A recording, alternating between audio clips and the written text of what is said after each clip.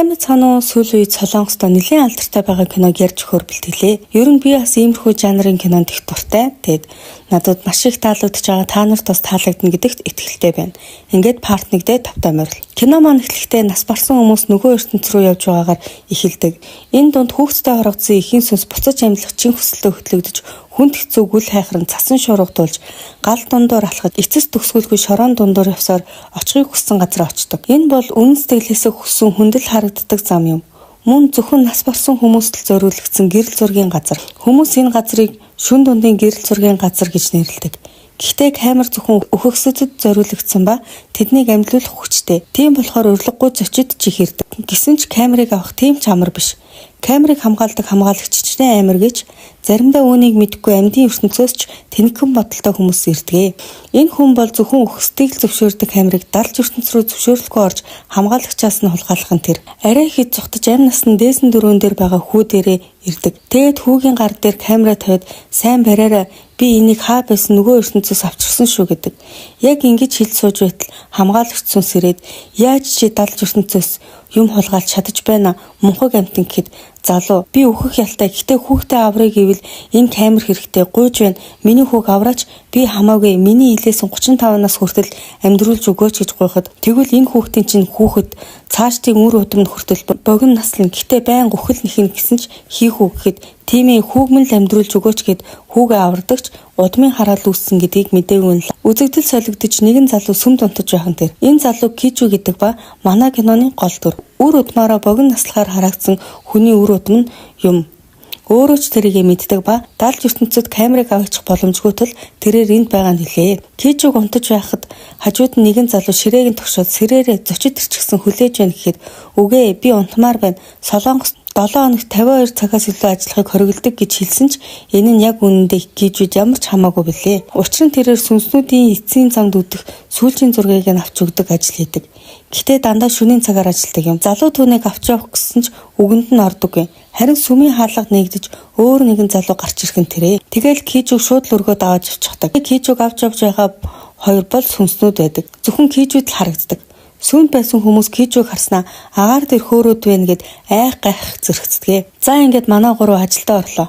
Дахин хэлэхэд энэ зургийн студ бол зөвхөн сүнснүүдэд үйлчлдэг ба сүүлийн хүслийг нь биелүүл зурагт болгон үлдээдэг. Ингэж байж хорогдсон сүнснүүд амар тайван нөгөө ертөнц рүү буцдаг. Энэ бүсгүй амьдаахта ганц ч залуутаа өрхөж үзээгүй, бас гарнаас нь ч барьж үзээгүй болохоор сүүлийн хүсэл нь хурмаа хийж бас сүйт залуутайгаа үнсэлцэх байв. Тэгэд манай Кижу сүйт залуу болж нөгөө бүсгүйтэй хурмаа хийгээд яг үнсэлцэх гэж байтал сүйт бүсгүй яг нас барсан үеийн жинхэнэ төрх гараад ирхэн тэр. Кижу ч үнэхээр их цочхон тэр. Би үнсэлцэж чадахгүй.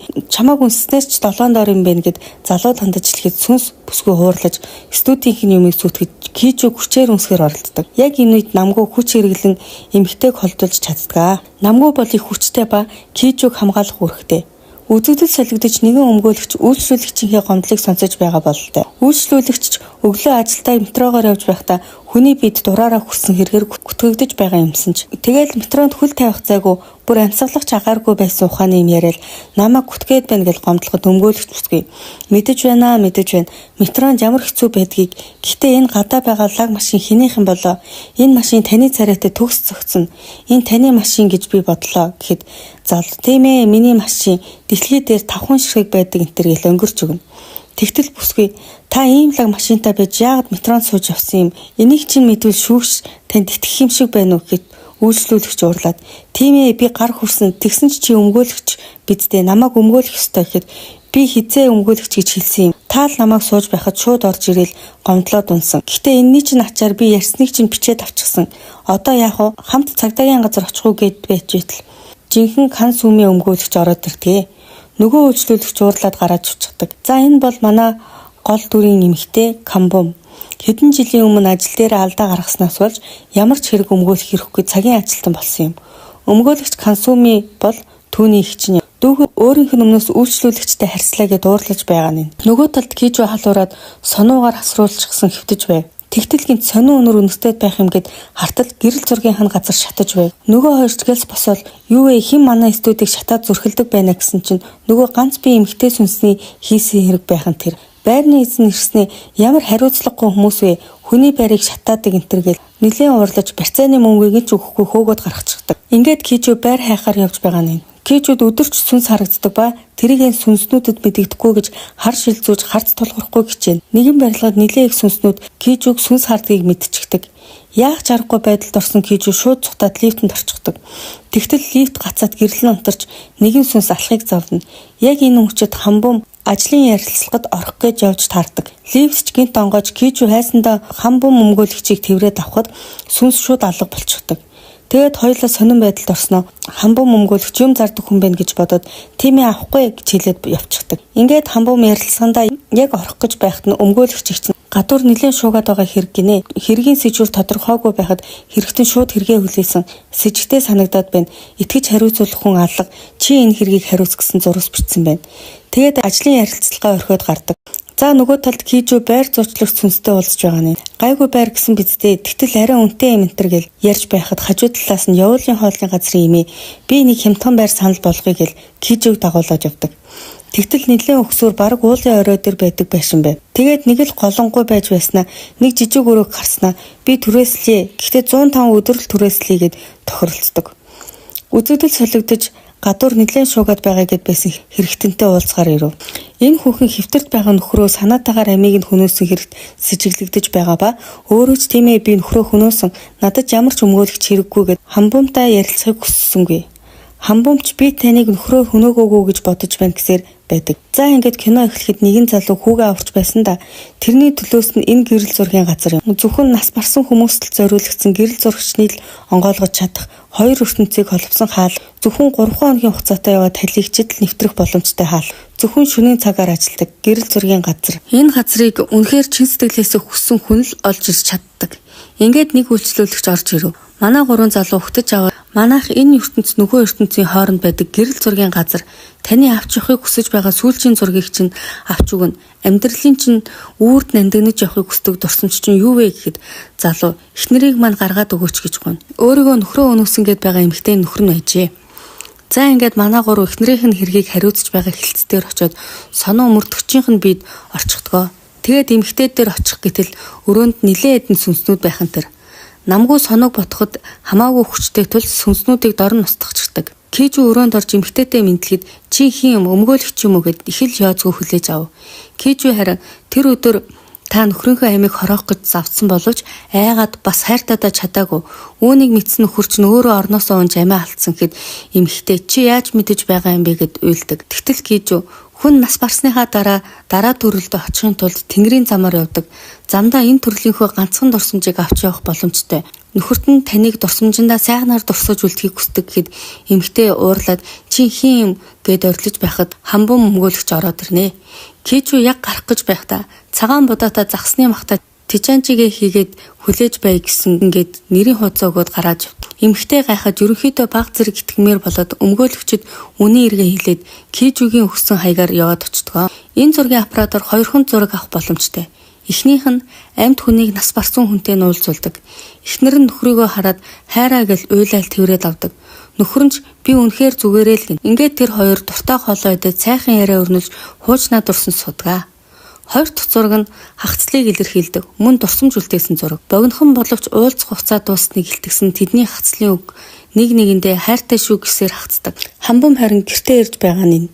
Тэгсэн Кижугийн орсон байранд амьдардаг байсан ба түрээсээ 3 сар төлөөгөөс болж байрнаасаа хөөгдсөн байж. Хамбумын хамгал ямиг байрных нь гадаа гаргаад тавьчихсан байхan тэр. Тэгээд тэрээр эмгэн рүү залгах гэтэл уцсныхын цэник дууссан байсан болохоор онгорхой байсан нэг хаалгыг татаж ордог.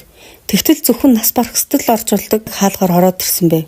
Кижу харснаа чи өгчгсөн юм уу гэж гайхснаа сүүдэртэй байна. Яаж орж ирсэн юм гэхэд Хамбум гайхаад зүгээр л хаалга онгойлгоол гэх юм тэр. Кижу ийм үгүүлнэ. Миний өвөг дээд амьдрахын тулд зургийн аппарат тулгайлсан боловч тэр үедээ мэдээгүй байсан. Энэ аппарат асар их хүчтэй хараалтай байсныг бүгд л яг 35 наснда учир бүтүүлгээр нас бардаг. Уулан дээрээ сунж, өндрөөс сунж, зүрхний шигдээс усанд живж хинэнч 35-аас илүү наслж чаддгүй гэдэг. Харин 6 дахь үеийн гэрэл зурагчин Орос руугаа алга болсон ба үхсэн амьд нь одоо ч тодорхойгүй байгааж. Кижу бол 7 дахь үеийн гэрэл зурагчин ба 35 нас хүрэхэд 104 өдөр дутуу байгаа билээ. Хамбон мөглөө Кижугийн хаалгыг тогшоод би чамайг шүүхэд өгнө, хүний амьдарч байсан байранд зөвшөөрлөгөө орсон гэд. Гэхдээ яг одоо гарчихвал би түрээсийн чинь 1 сарын мөнгийг нэмээд төлчихье гэд ядаж байх хооронд түрээслэх чимгэн хурч ирснэ. Хамбомыг чи мөнгөгүй байж юугаараа төлөх гээд байгаа юм бэ гэв. Хамбомч эмээ хүнд бүтэлтэй өдөр бүтлгүй өдөр гэл ээлжилж байдаг штэ. Намайг буцаагаад байранд минь оруулчихал та гэхэд эмгэн. Тэгэд бүтлгүй өдөр чинь бүтэн 3 жил үргэлжилдэг юм уу? Би удам судраасаа чамайг хаслаа гэдэл яваад өг. Хамбом мөгний нэмээгийн ач охин юм байлээ л дээ. Кижу харин хамбомыг яаж талигачтай хаалгаар оржирсныг гайхаастай. Нөгөө хоёр нь ч итгэхгүй та буруу харсан байхаа л гэдэг. Ингээд сонуу зурагт үзээд байж байтал зурагтнаас сонин хар сүнс гараад ирдэг. Сонууч хайгаад Кижуг дуудаад энд сүнс байгаа юм шиг байна гэхэд Кижу чи өөр нь өөрийгөө хэн гэж боддог юм гэхэд энд муу сүнс байгаа юм шиг байна. Би бол сайн сүнс гэж. Тэгтэл нэг жижигхэн хүүхдийн сүнс байхын тэр хүүхдийн сүнс их сахилгагүй гэдгийг Кижу үгийн мэддэг. Хамаг юмыг сүйтгэж өмөлж сонуу Кижу хоёрыг үнэхээр их ядраадаг. Ингээд Кижу хүүхдээс чи юу хүсэж байна? Энд 3 өдөр байх боломжтой болохоор хүслээ хурдан хэлээл гэн. Тэгтэл би галт сэлэм авмаар байна гэд сэлэм авахар явдаг. Бүх дэлгүүрүүдэд яг авахыг хүссэн сэлмэн дууссан байв. Кижу гэртээ иртэл гэрийн хажууд хамбом майхан бариад амьдарч байв. Тэгэд надад хамаагүй гэж явах гэтэл нөгөө жалхуу маань майханд нь байж байхын тэр тэгснэ чи энд юу хийж байгаа юм орой гэхэд хамбом чи энэ жалыг таньдаг юм уу гэхин тэр Кижу гайхаад чи үүнийг хараад байгаа юм гэхэд хамбом чи дандаа сони юм асууж байх юм аа л гин. Ингээд Кижу хамбомыг сүнс хардаг юм байна гэж боддог. Үзэгдэл солигдож сонуу интернетээ сайсаар байгаад сэлмийг олж чаддаг. Сэлэм авах газартаа иртэл тэнгэрт том мөнгө өнгийн солилт бодулж байв. Нөгөө 3 сүнс сонирхол Кижу харин сэлмийг авчгаад ирийгэл хөдөлгөө надад зогсож байгаараа гэж яваад өгнө. За ингээд хүүхэд болсон хойно яаж зүгээр зогсох уу гүүгэж авчих нь. Манай хоёр сүнс чайхаар явна. Тэгэд Кижу тоглоомыг аваад явж байхад нөгөө жал хамбомтой сууж байв. Кижу чи энд юу хийж байгаа юм гээл дахиад тэврээд авах нь тэр. Гэтэл хоёр сүнс маань харин захирлаа жаалгүй энд байна л гэнтэй. Өөдгс нөгөө жаал маань хоёр ихэр болж таардаг.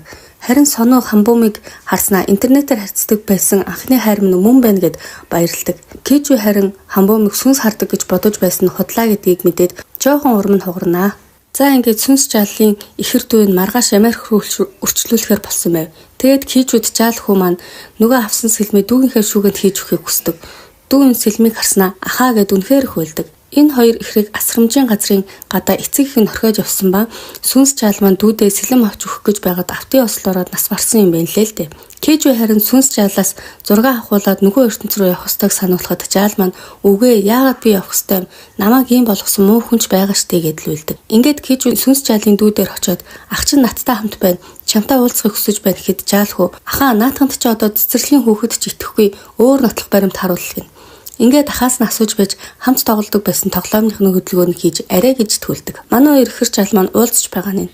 Дүү нахайгээ тэрврээд ахаа надад ийм тоглоом хэрэггүй. Би энийг авна гэж гуйгаагүй байсан бол гэдэл үйлээд байдаг. Ах нь харин их ухаантай. Үнэн дээр ах нь үхээгүй.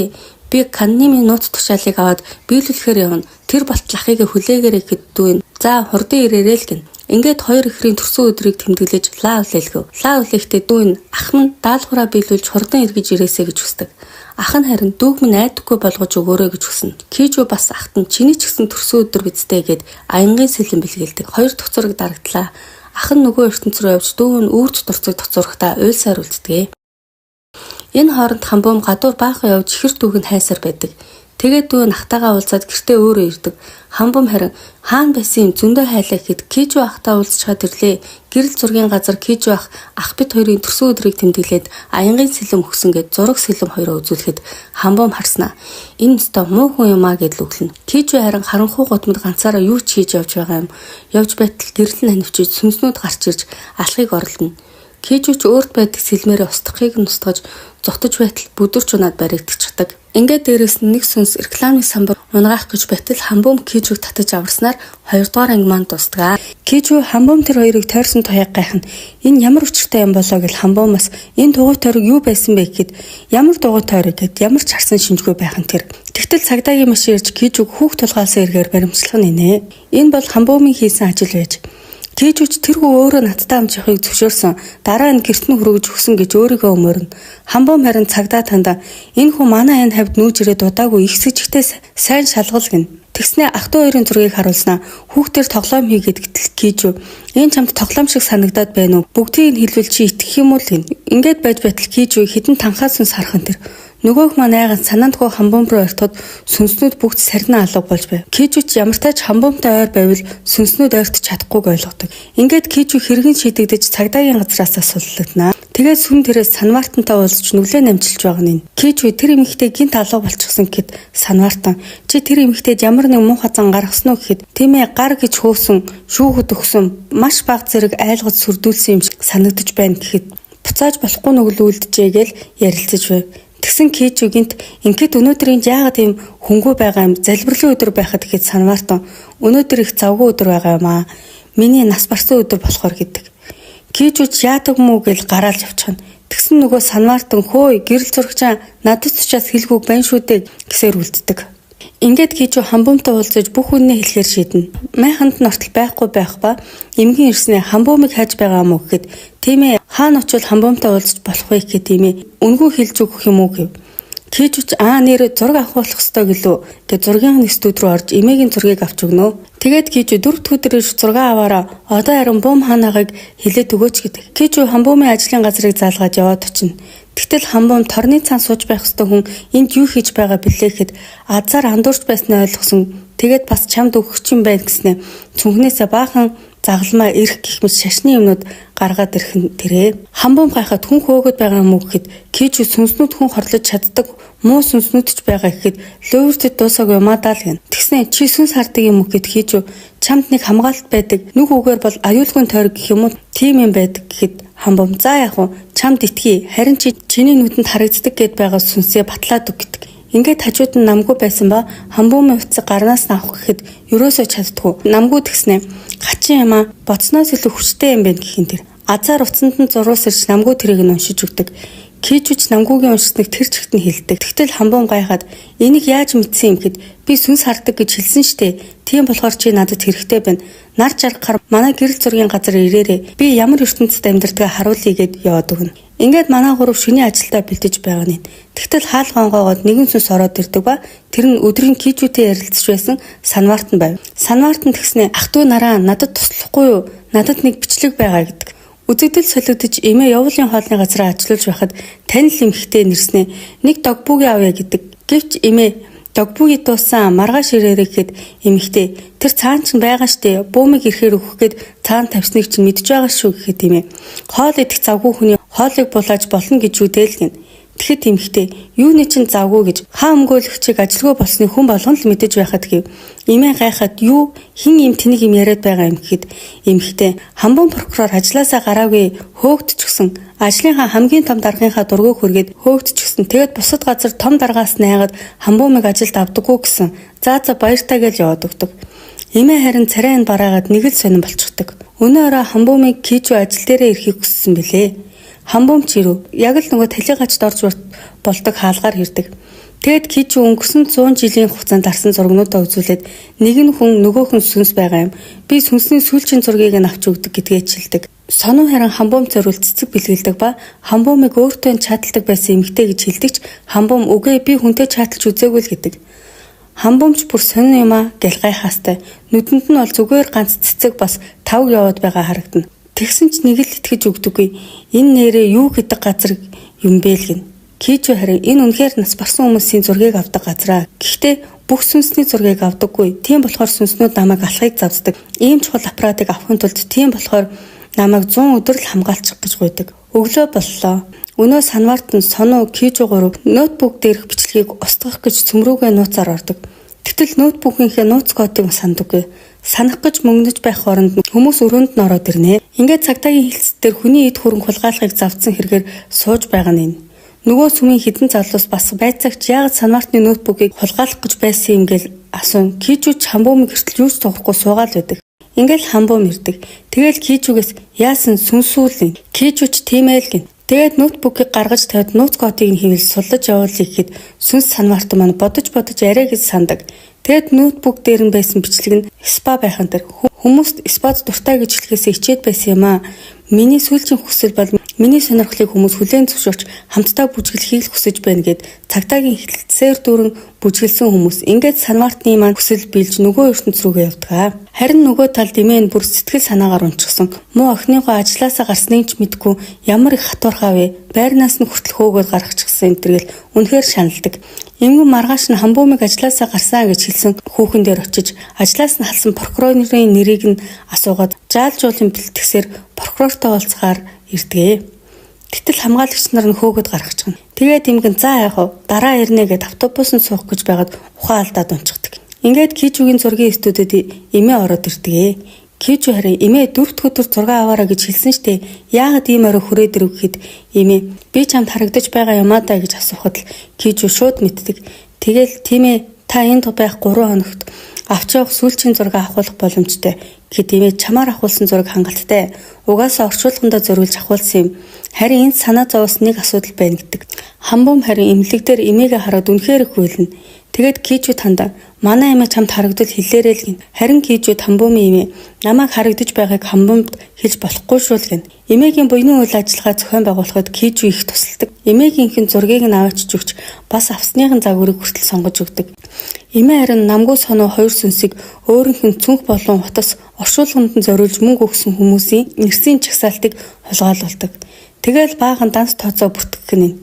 Эмээ явуулын хоолны газараа ажиллаж чадахгүй болсон тул намгүй тусалж хамаг эмээг нь хурааж байгаа нь. Бүгд л сүнс юм ойрлолдно. Хамбуум харин эмээгийн цүнх утас алга болсныг мэдээд камер шалгуултал харин агаар дээр хөөрч явж байгаа нь тэр. Гэтэ хамбуум энийг сүнс гэдгийг шууд мэдээд за хэрэггүй хаа хин авч явсныг нь мэдчихлээ л гин. Хамбуум Кичүүгийн зургийн студи дээр ирээд эмээ ирсэн бидтэй хаана байгаа юм гэж ярьж байтал эмээ хамбуум Кичүү хоёрын хамгаалтын бүсд хит орцсноос болж орлоо шидэгдээд хайрцагтай юм унчихдаг. Хамбуум шууд ойлгодог. Тэгэл эмээ надтай уулз дургүй байгаа юм уу? Хоёулаа хамт Сакура үзье. Одоо дахиж хавар ирэхгүй шүү дээ л гин. Хэдэн жил хамбуум эмээтэйгээ Сакура үзнэ гэж ярьсан ч ерөөсөө хамт явж байгаагүй байж. Уг нь эмээ цэцгэнд их дуртай байж л дээ. Эмээтэйгээ хамт Сакура үзнэ гэж овцнуудаа цүнхэлж байтал эмээ миний орчуулгыг хий. Хүмүүсийн өгөх мөнгийг авах ёстой гэж уурладаг. Хамбуум харин эмээгээ ганц чуудаа цэцэг үзүүлэхээр явуулаагүй дээ. Үнэхээр харамсдаг. Ингээд хамбуум эмээгийнхээ үгэнд орж орчуулгын ёслолыг нүргүүлжлүүлнэ. Гэтэл эмээд нь ховлсон нөгөө хүүхэн гимжсэн царайтай ирээд намайг уучлаарай. Эмээд чинь би чамайг ажилласаа хөөгцнийг хэлсэн юм аа. Бас даргын чинь нэрийг хүртэл бичиж өгсөн. Тэрнээс болж ухаан алдсан бололтой. Намайг уучлаарай гэж яваадаг. Буум харин өөрөөс нь болоод нас барсан байна гэж бүр чиг харамсдаг. Яг энэ үед хамбуумын хамгийн сайн найз нь ирдэг. Тэснэ хамбуум хэцүү байсан уу гэж асуухад манай бум шууд л мэлмэртлээ уйлж эмээгээ санаад байна гэсээр л өгдөг. Эмээ харин хүмүүсээс авах мөнгө төгрөгөө цэцэлчгээд одоо санаа амарлаа. Одоо явъя даа л гэдэг. Кичүүч за бэлтцгээе л гин. Хамбуумын эмээ их нэг нямбаа хүн байсан. Нэг дэвтэр дээр хүн төгссөн хүнээс авсан юмнуудаа тэмдэглэж нөгөө дэвтэр дээр хамбуумын бүхий л дурсгалтай цаг хугацааг тэмдэглэн бичсэн байв. Тэгэл Кичүүд данс тооцооны дэвтрийг хамбуумд заавал өгөөрэй гэд нөгөө дэвтрийг нь хайчгаарай гэдэг. Кичүү харин хайчгаарай гэсэн дэвтрийг нь хаялгүйгээр хамбуумд хүчдэг.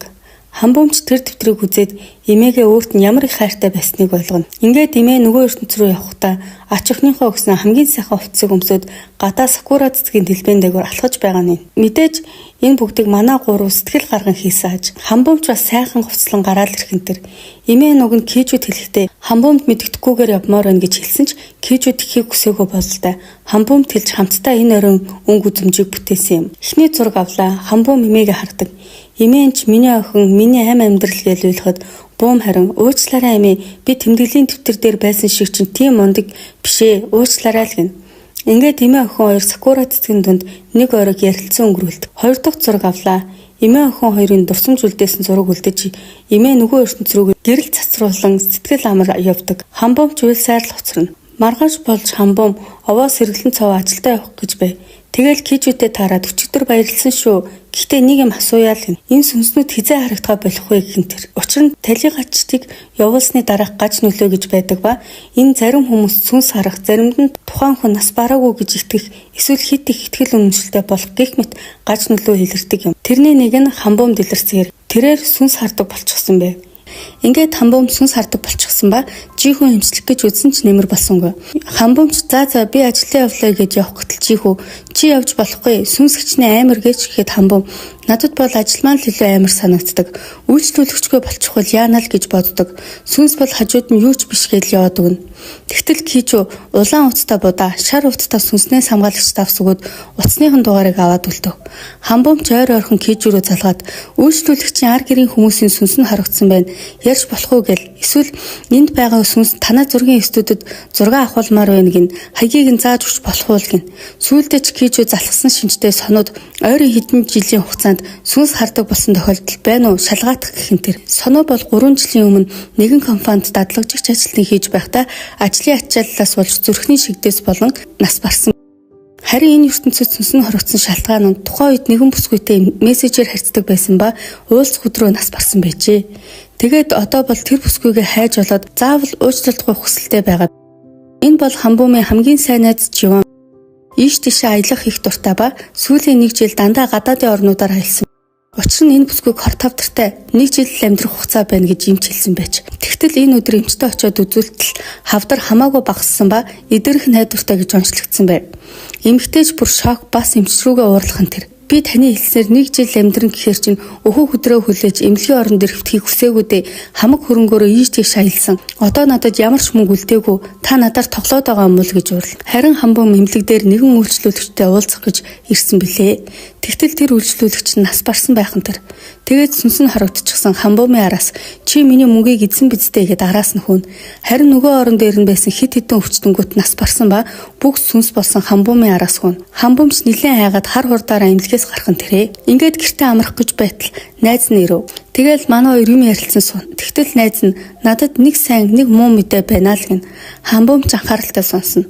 Тэгтэл сайн мэдээ нь өвчин нь бараг идгэж байгаа. Харин муу мэдээ ч гэсэн энэ билээ. Учир нь өвчин нь идгэж байгаа сайн хэрэгч мөнгөгүй болсон тул дахиад энгийн уйдгартай амьдрал руугаа шилжих хэрэгтэй болсон гэдэг. Тэгээд хамбуумын тэгсгтэй л хамт амьдрна гэдэг. Хамбуумч сүнснээс айдаг тул ашгүйдээ үргэлж хамт амьдрил гин. За ингээд Живон ажилд орлоо. Нилээн ширүүн удирдлагатай бололтой. Амралтын өдөр хуцаа унтрааж болохгүй, илүү цагаар ажиллана, ажлаасаа хоцорч болохгүй гэнтэр. Тэгэл дөнгөж орж байхад нь нилээн их ажил даатгачдаг. Бас энээс нь чинь шалтгаангүй нэж болохгүй л гэн. Тэгтэл соноогийн өмнө ажиллаж байсан компанид орсон байжээ. Ажлынхан ч энд нэгэн дадлагжигч ажилтны сүнс хорогдсон гэж ярьдаг. Тэр нь соноо билээ. Тэгснээ соноо бүсгүй гарснаа энэ 7 хоног ажлаасаа гарах байх гэдэг. Үзэгдэл солигдож намгүй гэртээ ирдэг. Тэгэл тухайн өдөр болсон процессоо яриад байж байтал эхнэр нь аяг дээрээсээ унгаах гэж байтал намгүй аваад гарт нь тавьчихдаг. Эхнэр нь ч гайхаад тэгтэл намгүй эхнэрээ чи ч гэсэн хамбуум шиг намайг хардаг бол сайхан байхгүй юу л гин. Намгүйгийн сүнс энэ ертөнцид хорогдсон өөрийг нь алсан хэрэгтэнг барих гэж энд хорогдсон байжээ. Нөгөө талд харин соноо хайсны эцэст хамбуумын сүнс харахыг нь зогсоох нэг арга болдог. Өөр нэг үйлчлүүлэгчтэй зураг авахулсны дараа дахин сүнс харахаа болсон гэсэн тэмдэглэл байв. Ингээд Кижүү өмнө нь лифтэнд явж байхад нь өөрийг нь алах гэж оролцсон сүнсдэр очиж уулздаг. Нөгөө сүнсч гарч ирж яах гэж ирсэн юм гэхэд та одоо явах хэрэгтэй. Танай ажилтнуудын хөрөмтлөгдсөн цалинг би төлж өгье. Харин та нөгөө ертөнц рүүгээ яв гэж сүнсч зөвшөөрч энэ өдөр хамбуумтай зураг авахулах гэж ирсэн байжээ. Хамбуумч гайхаад нэрээ би энэ хүнтэй зураг авахулахад сүнс харахаа болох уу гэн. Кижүүч магадгүй л гэн. Ингээд сүнс сагч зургаад аруулаад хэлсэн амлалтанда заавал хүрээрээ гэж яваад өгнө. За ингээд хамбуумч маргаашнаас сүнс харахаа болох байх гэж бодно. Тэгээд Кижүүд хандан би чиний аюулгүй хамгаалалт чинь болъё гин.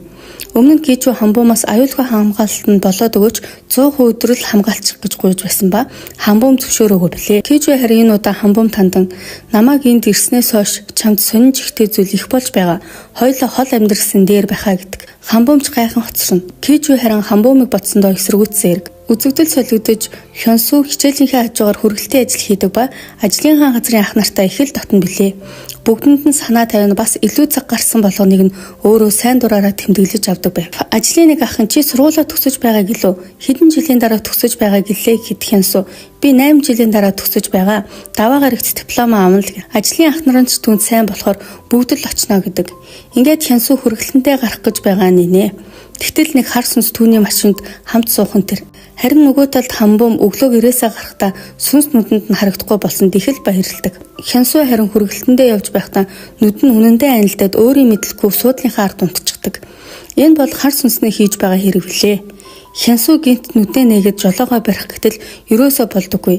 Ингээд замын голд машинтаа мөргөлдөн том хэмжээний осол гаргах нь тэр. Яг энэ үед Хамбум зам гарах гэж явж байсан ба осол болсон газрын хажууд явж байв. Тэгэл нэг машины жолооч дээр очин зүгээр үгтэл хажууд нь сүнс болон зогсож байв. Эргэн тойрны хартал хэд хэдэн сүнснүүд байсан тэр. Гинт Кижу гарч ирээд нүдийг нь хаадаг. Ингээд аюулгүй тойрог үсч сүнснүүд ойртож чаддаггүй. Кижу ч Хамбумыг нүдээ нэх хэрэггүй л гэн. Хамбум ч зүгээр болгосон гэсэн бидтэй.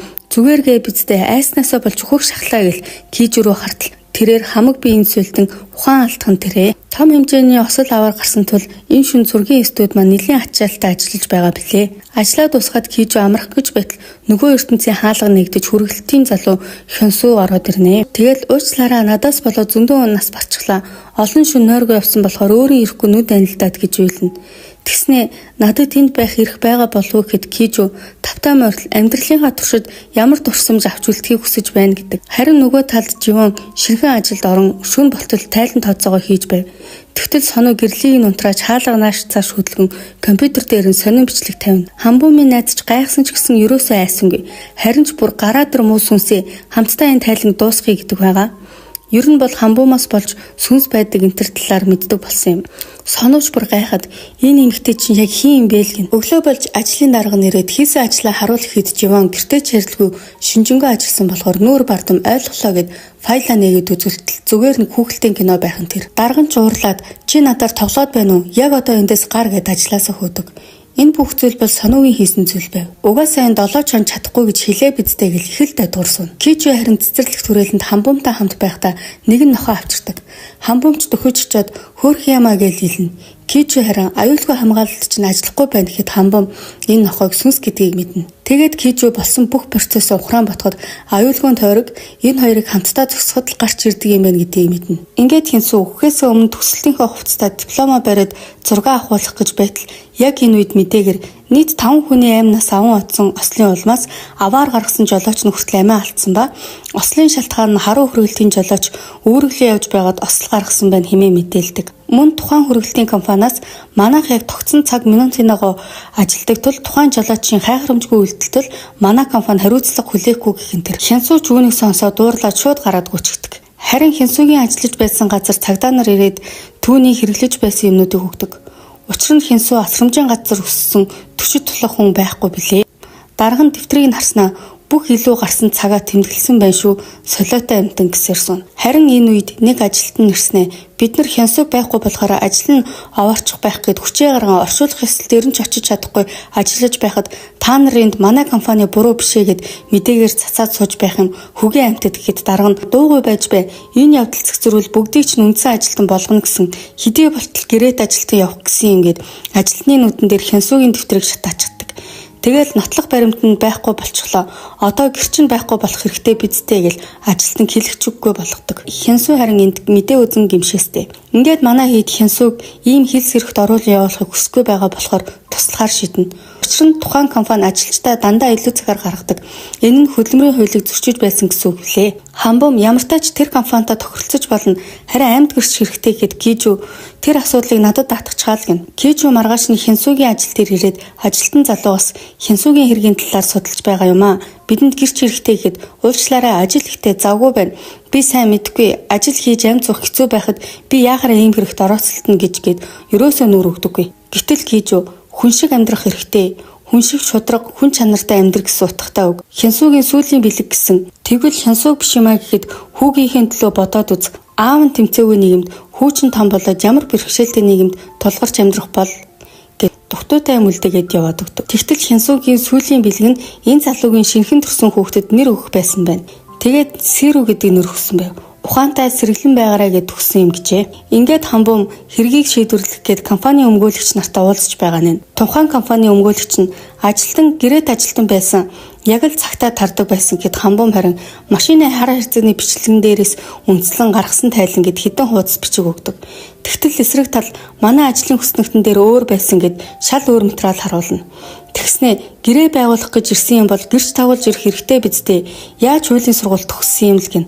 Хамбум чууран хөрч бас эвгүй байдалд орно. Тэгтэл гин таалгаар Хянсуугийн ажлын газрын ахнар нь гомдол гаргасан гэрчүүд байна гэд ороод ирдэг. Ингээд хэрэг шийдэгдэж ажлын газрын ахнар нь ажил хэцүүдлээгээд хүргэлтээ хийх гэтэл бүх хүргэлтүүд нь хүргэгдсэн байв. Ажилчид нь гайхастай. Энэ бол мэдээж манай хүчтэй сүнс намгуугийн хийсэн сайн үйлсийн аян байв. Үзэгдэл солигдож Хянсуу диплома гардаж авч байгаа юм. Мэдээж ажлын ахнар нь бас манай хэд байх нь тэр. Кэжүүч дипломыг нь уншиж өгөөл гардуулна. Нөгөө өмгөөлж хамгаалж чадахгүй гэд уурлаад байсан ах нь гимээ ухаарч ахыгаа уучлаарай. Үндсэн ажилтан гэдэг нэр нь сохорсон байж гэл төгслийн баярын бэлэг гэж зангаа билээлнэ. Ингээд бөөндөө сүүлчийн зураг авахулнаа. Кэжүү ажлаа дуусгачаад Хамбумтай архиун суун ярилцсан. Тэгэл Хамбумд Хянсуу чамд баярлаа гэж хэлсэн гэхэд ийм их сонслого уджээ. Гоё юм аа гэснэ. Гэхдээ үнгүй үйлчлүүлэх гэж юу? Ажлын хөлсөө авмаар байна гэхэд Кэжүү хит юм гин. Бум харин чи битгий нүгээрээ Пикэж илүү тийм газар руу явах гэж байгаа гэсэн биз дээ.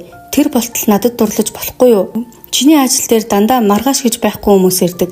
Тэгвэл хоёулаа маргааш уулздаг хүмүүс болцгоё гэл Хамбум Кэжүүг үнсэд 6 дугаар анги маань дуустгаа. Өмнөх ангид Хамбум Кэжүү сэтгэлээ илчлээд үнсэд дуустгаа. Ингээд нөгөө хоёр маань гэртээ арих зандаа Хамбум их л санаа зовдөг. Аргагүй дээ, эрэгтэй хүнд төрүүл сэтгэлээ илчлэх тийм амар биш л байлгүй. Үзэгдэл солигдож нэгэн эмэгтэй гүүрэн дээр зогсон уцаар ярьж байв. Энэ эмэгтэйг Хянжуу гэдэг. Залгсан газар нь сэтгэл зүйн зөвлөгөө өгдөг төв юм. Тэгэл Хянжуу тэр залууд би таалагддгүй гинэ. Намайг үхээд өгөөсэй гэсэн. Надад одоо юу ч байхгүй. Одоо боллоо ийм хэцүү болохоор цаашид тэсгүй гэхэд сэтгэл зүйн зөвлөгөө өгдөг залуу. Хянжуу жаахан тайвшир унтаж амарсан уу? Юм ицсэн үү гэж асууна. Ер нь бол Хянжуу сэтгэл зүйчийн залуутай байнга ярьдаг байсан юм байна л дээ. Сэтгэл зүйч таны нэрийг хэн гэдэг вэ гэхэд хувийн мэдээлэл өгөх боломжгүй байдаг юм аа. Хэрвээ чи хаана байгаагаа хэлвэл яг нэрээ хэлье гэн. Хянжуу харин миний ариг сонсож өгдөг байсанд баярлалаа. Багч гисэн сэтгэл онгоож байна гэд өнгөрсөн бүх бараан дурсамжаа бодон гүүрэн дээрээс яг үсрэх гэтэл сэтгэл зүйч нь болохгүй гэд татаад авдаг. Хянжуу харин чадахгүй миний үгийг хэн сонсдоггүй нүүрэн дээрээ инээгээд далдуур муулдаг хүмүүстэй амьдрмааргүй байна.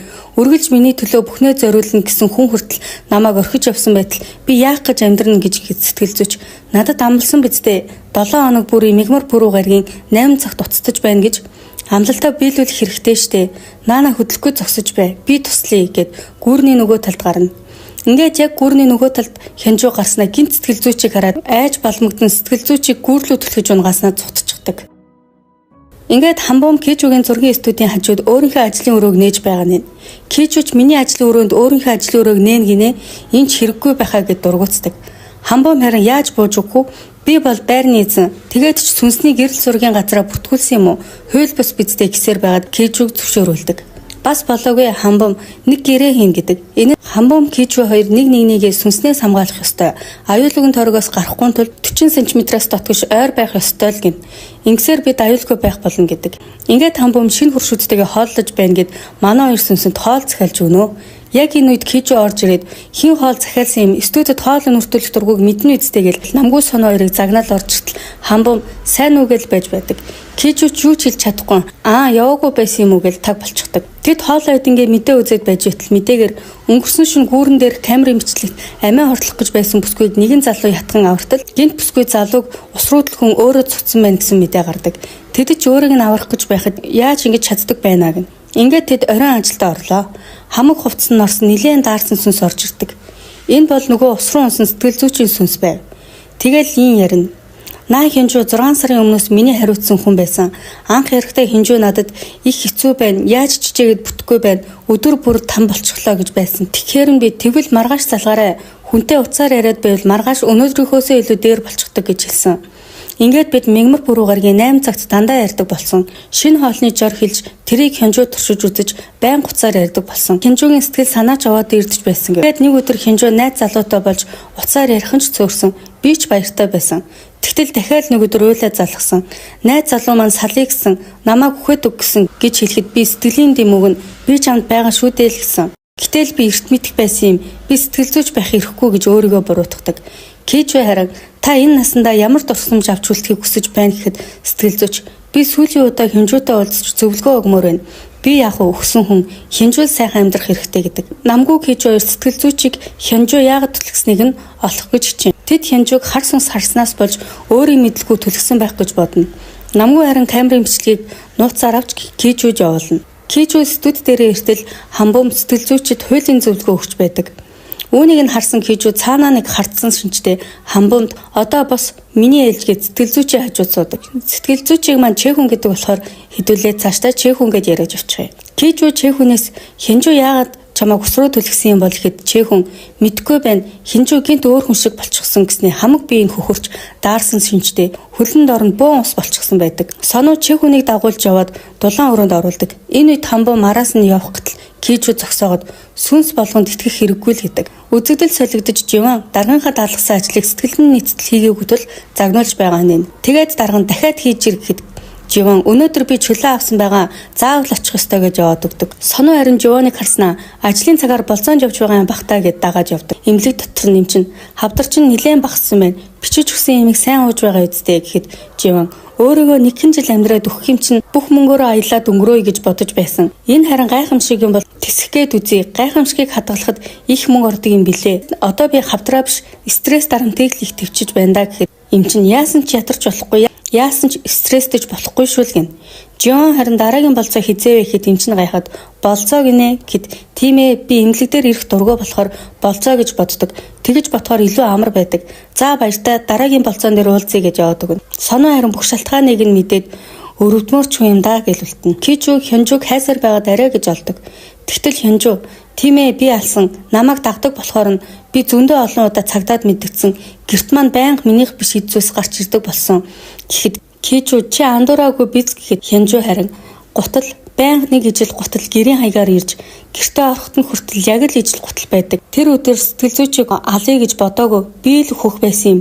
Тэр хүнийг байна гэж би мэдээгүй гэсээр уйлдаг. Кичвэ харин студ дээрээ ирээд Чэхүнд хинжүүг олсон гэдгийг хэлдэг.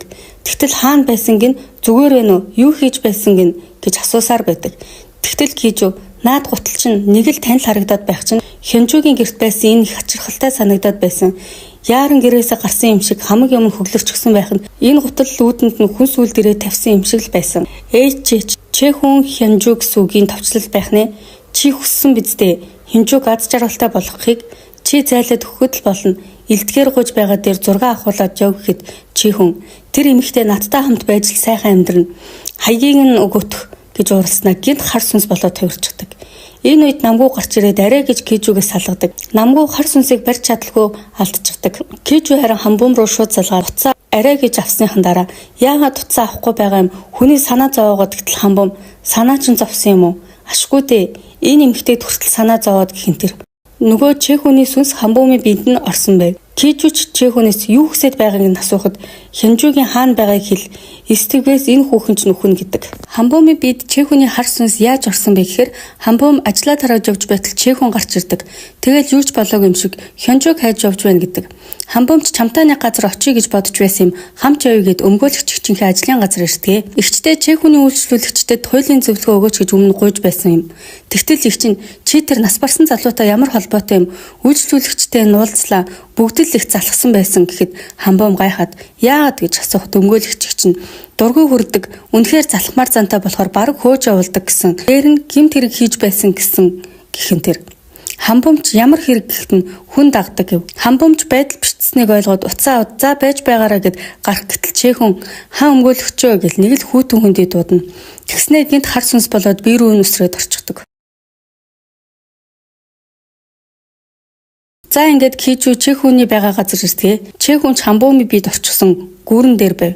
Хамбумыг хөл мөргөл байгуул надаас хол зогсон. Бас хинжүүгийн хаан байгааг хилээт гэдэг. Тэгснэ сэтгэл зүйн зөвлөгөө өгөхөд сайхан байсан юмсан. Тэр дундаа хамгийн сонирхол татсан хинжүү байсан.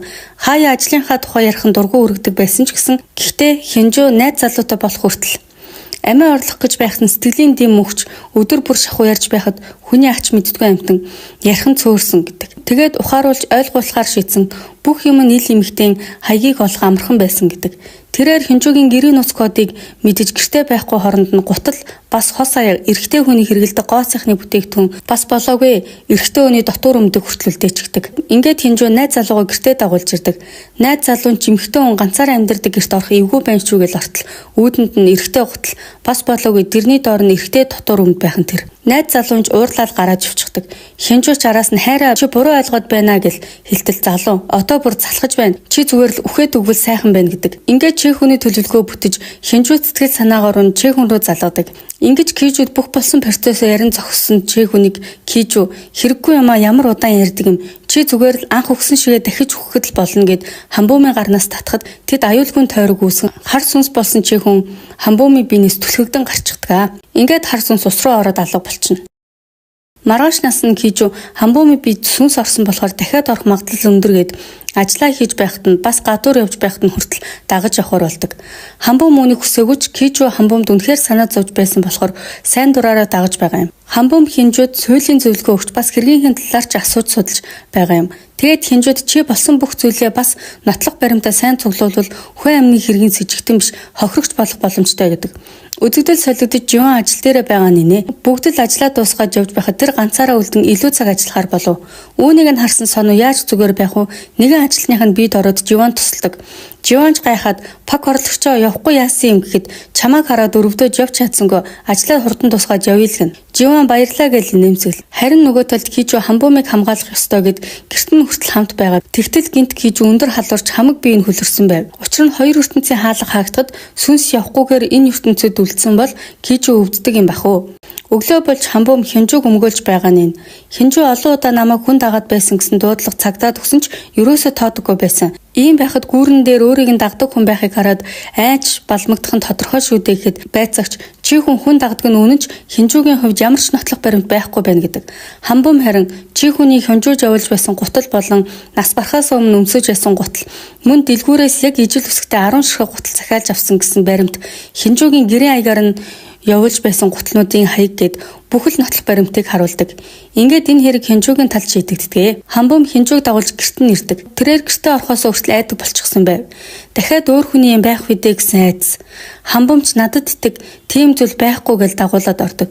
Гэр нь өмнөхөөсөө бүр шал уур болчихсон байв. Бүх юм нь өнгөлөг цэвэрхэн их тухтай харагдаж байв. Хинжүүч гайхаад энэ яаж юм болсон юм бэ гэхэд хамбуум надад итэг гэсэн байхаа миний мэддэг сайхан сэтгэлтэй хүмүүс байдаг юм аа л гэд. Энэ бол мэдээж кижүү болон манай хоёр сүнсний хийсэн сайн үйлс байв. Их ажлын дараа манай эдч тэмдэглэгээ мартсангүй. Шар айраг шарсан дахиа. Тэгтэл гинт намгүйгийн цагдаагийн станц дуурнаа. Намгүйч хоолоо идэлгүй та эд сайхан оллоороо гэж яваад өгнө. Ингээд цагдаа нар намгүйг алсан гинт хэрэгтэн хөөж байв. Гимт хэрэгтэн ч яг зүгтгын даван дээр намгүй сүнсний хүчээ ашиглан саад идэг. Энэ хооронд намгүйгийн хамтрагч цагдаа ирж түүнийг цагдаагийн ахлах ажилд намгүй хүнөөс эргээр баримчилж байна гэд гавлаад аваад явчихдаг. Дараа өдөр нь намгүй соног кофе шоп дуудан уулзна. Сонооч яах гэж намайг дуудсан юм гэхэд манай эхнэр цэцгэн дуртай. Чи хүний биед орж чаддгаараа манай гэрийн хаягаар цэцэг хөргүүлээд өгөөч гэдэг.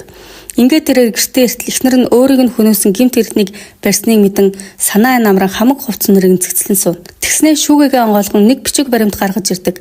Намгүйч очоод тартал салах хүрэгдэл байхан тэрээр бүр гайхаад байж байтал гинт хаалган дуугарч нэгэн залуу цэцэг баринд чамайг их саналаа наарий гэд тэврээд авдаг. Үзэгдэл солигдож хоёр залуу голын ирэг дээр загас барьж байхад чех хүний сүнс гол руу нөгөө хоёр залууг чирж оруулаад хөнөөчихдөг. Чех хүний хар сүнс голоос гараад явах гэтэл өөр нэг хар сүнс гарч ирээд чех хүний сүнсийг сорж улам хүчрхэгжинэ. Энэ сүнс өмнөх ханг дээр хүргэлтийн жолоочийг замын ясл оруулдаг сүнс байгаа биз? Хамбуум кижүүгээс танаахан яагаад 35 наснда 6 ахуулдаг юм гэхэд кижүү уламжлал юмаа л гэн. Кижүүч бас хамбуумаар 6-ад оруулдаг. Тэд гар утсаараа бас зураг авахулж хөгжилтэн. Тэгснээ кижүү хамбуумд хайртай өнөөдөр ч гэсэн маргааш ч гэсэн цаашид ч гэсэн маргааш ирэх тусам удахгүй зүгтах байсан ч гэсэн зүгээрөө эртээдийн их сургуульд байсан. Одоо жинхэнэ гэд энэ удаад кижүү хамбуумыг үнсээд 8 дугаар анги манд тусгаа. Харин эхнэрийг нь өөр залуу тэрч авахыг гайхан харж зогсно. Эхнэр нь залууг чи энэ юу хийж яваа юм? Яах гэж ирсэн юм гэхэд танаа гэрийн хаягаар нэг хүн цэцэг захиалсан юм. Нэр бас хаанаас гэдг нь ч тодорхойгүй. Тэгээд би аваад ирлээ. Уулсаагүй утсан байх шүү. Бүр цонхийчгаж гэдэг. Намгүй үүнийг нь сонсоод уурлаж гэрлийн чийдэн хүчээ ашиглан хагалцдаг. Бас нулимс туслуулан зогсно. Эхнэр нь залууд нүур өгсөнгүй. Надад хэцүү байна. Дахиж битгий ир. Эндээс яв гэд хаалгаад. Маргааш боллоо. Өглөө мах шарж идэж байхад намгүйгийн сэтгэл нэг л тавгүй босоож авчихдаг. Харин нөгөө гурван маань мах идэж байхад живан хүрээд ирнэ. Сонууж гайхад дадлагчигч яагаад тэнд байдаг билээ гэж бодоостой. Хамбум харин танаа дарах ёстой хачин юм аа. Шүнжэнгөө ажилуулад өглөө тараагаад байхдаа яах вэ гэхэд живан манай дарагч яамаа байна. Миний дургүйг нэг юм хүргэж байгаа гэхэд хамбум хин гэхэд адгийн муу сүнс гэдэг. Кичүү живанаас хаана ажиллахыг нь асуухад унжаан хүсгэв. Кичүүч тэр яриад байгаа адгийн сүнс нь сонуу гэдгийг мэдээд би ч гэсэн тэнд ажилтдаг нэг хүнийг мэднэ. Болцоонд явах гэж байгаад гэд яг ярих гэтэл сонуу ус цацчихдаг. Жимон энэ аяг өөрөө хөдөлснүүдээ гэж гайхастай. Мэдээж манай хоёр аргалал буруу харсан гэж ятгах чаддгаа. Тэгэл Жон ямар ч тач болцоо гэдэг үгийг надад хэлэх хэрэггүй. Царайгийн чараагүй адгийн амтнаас болоод сэтгцийн өвчтөй болох нь гэдэг. Яг энэ үгийг сонссон сонуу чаталж байсан хаягныхаа зургийг нь томруулаад тартал Хамбум Живан хоёрын хамт авахулсан зураг байв. Ингээл өмнө нь Хамбумыг өөртөө чаталж байсан эмэгтэй гэж андуураад байсан юм байна лээ л дээ. Ямар ч тач сонуу өөрийнхөө чаталж байсан эмэгтэй хэн гэдгийг мэдээд авлаа. Өө нэрээ энэ өдрөөс эхлээд Хамбум Кичүү хоёр нууцаар руу ирэхэж байгаа. Маргааш болж Кичүү Хамбумыг дуудаад өмнөх найз залуутайгаа аяллаар явах гэж авсан майхан чинь байгаа юу? Шинэ найз залуутайгаа тэр майхнаа аваад аяллаар явах уу гэхэнтэй. Хамбумч дуртай зөвшөөрч тэд хамтдаа аялалд гардаг. Сонуу харин зургийн студиуд дуртай дургу харж үлдэж байгаа юм. Тэрээр Живаныг чаталж байсан эмэгтэй гэдгийг мэдээд хүн хүний бие дорж түүнд бяцхан ч гэсэн тус хүргэдэг. Автобусанд суухт нь, копи авахт нь, бас ажиллаа хийхт нь сонуу тусласаар л байв. Байцаагч залуу дээрээс хойш Кичүүгийн зургийн студийг ажиллаад байгаа юм. Өдөр нь хаажгаад шүн нонгоодог энэ яг юу хийдэг зургийн студи юм бол бас яагаад тэр хавийн муурнууд өв олноороо үхэхэд байгаа юм бол гэж бөөн бодол давтна. Кичүү өнөмлөх авснаасаа хойш анх удаа жолоо барьж байна гэд шинэхэн жолооч мэт манарсаар явж байгаад очих газараасаа шал уур газар хүрээд ирдэг. Хамбум цэцгэлийг нь бодсноо яасан энд гоё байна хамт байвал хаач байсан адилхан шүү дээ гэд өвсөн донд майхнаа барин цагийг зугаатаа өнгөрөнө. Орой бол сонуу зургийн студи дээрээ байж байтал хар сүнсэрч хамаг эмийг сүйтгэхэд зургийн аппаратыг нь авах гэж оролдоно. Азар аппарат байгаа өрөөнд орж чаддгүй. Соновч хурдан ирээчээ захирлаа гэж орилсоор. Харин энд захирал Кичүү найз бүсгүйтэйгээ романтикорог өнгөрүүлж байдаг байгаа. Өглөө боллоо Кичүү Хамбумын майханд ортол тэрээр байдаггүй. Гайхаад ширээн дээрх түүний зурсан зургийг нь харж байснаа нэг имийг олж мэддэг. Кичүүгийн сүнсний зураг авч эхэлсэн хамгийн анхны үйлчлүүлэгч нь 12 настай Чансуу гэдэг охин байсан. Түүний зургийг дарахад нөгөө ертөнцийн хаалга хаагдсан ч охин явахгүй хэдэн өдөр болсон юм. Тухайн үед Кичүүч бас яаж явуулах учраа мэдгүй гайхаж байж. Мөн Хамбум өмнө нь Кичүүд 12 настайдаа аав ээжтэйгээ машины ослолд орж байсан. Тэд ганцаараа амьд үлдсэн тухайн үед 2 сар ухаангүй байсан гэж хэлснийг нь сандаг. Ингээд Кичүү тэр Чансуу гэдэг охин Хамбум биш байгаа гэж бодон ой мод руу Хамбум дээр очиод Чансуу гэж дуудахад Хамбум гайхаад тэр миний багын нэр штэ яаж мэдсэн юм? Жон хэлсэн юм уу гэд Кичүү тэр осолд ороод үлсэн сорвиг чинь харж болох уу гэд хартал Кичүүгийн нуруунд дээр байдаг сорвитой яг ижил байдаг. Тэгээд амьд байжээ гэд Кичүүд Хамбумыг тэврээд авдаг. Ингээд манай хоёр Хамбумын 12 настай байх үеийг ярилцсан сун. Хамбумч би ямар байсан бэ гэд Кичүү чи хааш мутаа сахилахгүй хүүхэд байсан. Гэтэ тэрний чинь ачаар би амьд үлдсэн. Тухайн үед аав ах маань хүсэн амьд нь мэддэхгүй алга болчхоор нь би үнэхээр хайсан. Гэтэ чи надад их тус болсон гэд. Мөн аюулгүй тойргийг Кичүү баг багтаа өөрийгөө бас Чансууг буюу бумыг сүнснүүдээс хамгаалахын тулд өөрөө хийж байсан. Тэрнээс хойш энэ хоёрт аюулгүй тойрог үүссэн гэдгийг мэджээ. Үзэгдэл солигдож нэгэн залуу шоронгоос гарч байгаа нь. Тэгээд гэртээ ирээд ус цасанд ороод сууж байтал гаднаас үл бүтгэхнийг нөхөр орж ирээд хоолойг нь богд хөнөөчгдөг. Кичүү Хамбум хоёрын аялал дуусч Кичүү гэртээ ирнэ. Тэгтэл гэрийнх нь гадаа цагдаагийн машин бас байцаагч залуу байх нь тэрээр гайхаад зогсож байтал соноо гарч ирээд хар сүнс ирсэн. Бас энэ байцаагч зургийн студийг нэлээд шалгасныг хэлдэг. Байцаагч Кичүүдээр ирж ойрс танаа энэ хавар муурнуудыг өөхөх болсон. Тэгтэл өнөө өглөө танаа гэрийн үүдэнд төгсөн байх юм. Энийг гинтийн тохиолдол гэхгүй байхаа гэхэд Кичүү би сэжигтэй юм уу гэв. Байцаагч үгүй л дээ. Гэхдээ танаа зургийн студи орой нэгдээд үүрээр хаадаг хитгэн хүн л үйлчлүүлдэг. Бид нар үүнийг юу гэдгийг мэдгүй зүсээ хургасан байгууллага гэдэг гэхэд Кичүү цагдаагийн газар мөрдөн шалгах хэрэгтэй, таамаглах хэрэггүй гэдэг. Байцаагч тийм л дээ дараа болснаа гэж яваадаг. Ингээд сонуу Кичүү хоёр эмх замруугаа болсон студид цэвэрлэж байхад намгүй ирдэг. Соноо уйлаад яагаад одоо ирж байгаа юм бэ гэтэл гин. Яхав дэ чаас эхнэрийгээ бодоод шүнжэнгөө ганцаараа баймар санагдсан байлгүй дээ, тэ. Манай гуравч зургийн студид цэвэрлээд үйлчлүүлэгчээ хүлээж авнаа. Тэгтэл нөгөө шоронгоос гарч байсан залуугийн сүнсэн нэдэг. Тэрээр намайг хэлс хэрэгт гүтгсэн хүн урьд шин манад ирээд намайг хөнөөчлөө. Хамбуу мөнгөлөгчийг уулзуулаад өг би хэрэгтний царайг харсан гэдгийг хэлэх хэрэгтэй байна гэхэд намгүй. Байз хэдэн жилийн өмнө улс орныг айлгаж байсан тариалангийн талбай хүн амны хэрэгтний сэжигтэн Ким Юнчол мөн бидтэй гэв. Сүнс тэгсэн хэдэн жилийн өмнө гинэ би өчигдөр л өгсөн штэ гэхин тэр. Кичүү харин үйлчлүүлэгчээ одоо хэдэн он бэ гэж асуухад мэдээж 2019 он бидтэй гэв. Кичүүч одоо 2023 он гэдэг. Ким Юнчол тэгсэн үгээ тийм байх ёсгүй гэд хамаг юм гэрэл анивчулж ханын зураг унгаж манай гурвыг түлхэж унгаагаад цогтчихдаг. Кичүү харин зуурдын орондууд бол ой санамж бүдгэрдэг жамтай. Ким Юнчол өөрийгөө хүний амь хөнөөснөж мэдгүй явж байгаа. Хурдан барихгүй бол хар сүнс болох аюултай. Бас бунтаа яасан ч уулзаж болохгүй гэдэг. Хамбум харин Кичүүгийн зургийг жаацлаад өвөг цэцгийнхин зургнуудын хажууд тавьж байтал соноо хараад бумаа юу хийж байна гэж сандран буцааж авдаг. Хамбум гайхаад яасан бэ гэхэд энэ бүх хүмүүс 35 наснда нас барсан бүгдийнх нь сүүлчийн зураг гэдэг. Харин Кичүүгийн аав гахал өгсөн амьд нь мэдэгдэхгүй ор сурггүй алга болсон ба Кичүү битүүхэн үхээгүй байгаа юм болов уу гэж бодсон хэвээр байдаг. Тэгээд Хамбум Кичүүтэй уулзаад "Соо Кичүү, чи өөхөх юм уу? Оршуулганыхаа зургийг надаар авахулсан юм уу?" гэж асуудаг. Кичүүч бүх үннийг хэлдэг. Гэр бүлийн бүх гишүүд минь хараагдсан. Тэд бүгд 35 нас хүрээд л нас бардаг. Харин өөрийнх нь аав гахал хаана байгааг мэдэхгүй байгаа гэхэд Хамбум анхнаасаа хэлэхгүй яасан юм. Ядаж надаар оршуулгынхаа зургийг авахулах хэрэггүй байсан юм гэж яваад өгдөг. Үзэгдэл шилжиж намгүй Ким Юнчолийн хэргийн материалуудыг олж ирдэг. Хэрэг гарсан газар нь Анжин суманд байдаг тариалангийн талбай ба тариалангийн эзэн ихэвчлэн эзэнгүй байдаг гэсэн. Хохирогчд нь хууль бусаар тариалангийн талбайд очсон 3 удаа хэрэг толбогдсон байсан Хан Юнил 5 удаагийн хэрэгт нь Жул Сонтэй шоронд хамт хоригдож байсан Ким Юнчолтой хамт гуруулаа эдлэн газрыг тонхоор шийдсэн гэсэн. Гэвч Ким Юнчолтой хамт дээрэмхийсэн хоёр нь тухайн газараа нас барсан байдалтай олдож тэр дорой Ким Юнчолыг баримчилсан. Аллах уйлдсан багц хэрэгслээс Ким Юнчолийн хурууныхээ олдож машинаас нь хулгайлсан эд зүйлс олдсон. Бүх зүйл Ким Юнчолийн хэрэгтэн гэдгийг баталж байсан гэв. Кичүү харин түрүүн Ким Юнчол өөрийг нь хүнээсэн хүнийг хайгаад байсан. Шоронд ямар нэг юм болсон юм уу гэхэд намгүй. Шоронд бишээ гэртээ нас барсан батлан даалтаар гаргасныхаа маргааш гэхэд Кичүү батлан даалтаар яаж суллагдсан гэж хөдөлгчгүй нотлох баримт байсан гэсэн бидтэй гэхэд намгүй. Прокурорын газрын цахим хуудсанд нэг гомдол нийтлэгдсэн.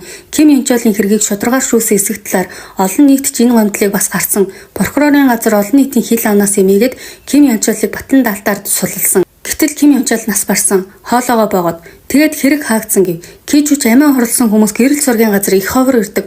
Учир нь энэ амьдралаас илүү нөгөө ертөнцийг хүсдэг болохоор гэд Кичүү Ким Юнчолыг амиа хорлсонд нь жоохон эргэлздэг. Намгүй харин төрөний гомдол гаргасан гэсэн хүн Хамбум өмгөөлөгч юм байна лээ. Тухайн үед хэрэг шалгаж байгаа хамтран прокурор нь байсан. Тэгээл тэр хүн Хамбумыг хайсан байх гэдэг. Энэ бол Ким Юнчолийн ээж дүү хоёр нь. Дүү нөгөө нь 3 жилийн өмнө гэрлэх гэж байсан боловч ахыг нас барснаас хойш өвчтөе ээжигээ асран гэрлэхээ болсон юм байна лээ л дээ. Дүү нь ажил дээрээ байхад өмнөх гэрлэх гэж байсан залуу нь гарч ирээд хормын урилга өгдөг. Бас болоогүй үгээр өвдөөстэй. Тэр үед хоёулаа гэрлсэн бол би хүн амны хэрэгтний хүргэн болох байжээ. Чи яаж ичгчгүй нацтай нэг газар ажиллаж чадаж байна? Ажлаасаа гар гэхэд нь бүсгүй. Би яахаараа гарах ёстой юм гэж асуухад гарах хэрэгтэй штэ. 22 хүний амийг хөнөөсөн гэмт хэрэгтний дүү эцтэй л гин. Тэгтэл бүсгүй хурмаа хийх гэж байгаад чинь баяр хүргэе. Гэхдээ манай ах хүн алах хүн бишээ л гэдэг. Залууч гэхдээ л бас танаа ах хүн чанартай юм. Гимшсэн юм байхдаа дараа нь амиа хорлоод гэж хэлтэл Ким Юнчолийн сүнс нь сонсоод юу амиа хорлохоо би яах гэж амиа хорлоно гэжгээд бүр гайхаж орхино. Тэрээр уурандаа гинт хар сүнс болж хувираад барилгыг хөдөлгөж гэрэл хагалж эн тэн дэмх замбраагүй байдал үүсгдэг. Яг энэ үед Кичүү намгүй хоёр Ким Юнчолийн дүүг хайж ажил дээр нэрсэн байжээ. Ким Юнчол хар сүнс болж нөгөө залууг цааш харуулна гэд явж байтал намгүй гарч ирээд болиулдаг. Тэгснэ миний амийг хөнөөсөн хэрэгтэн би заавал олно. Надад олоодог гэд Кичүүгийн хоолойг ботл гинт Хамбум гараад ирдэг.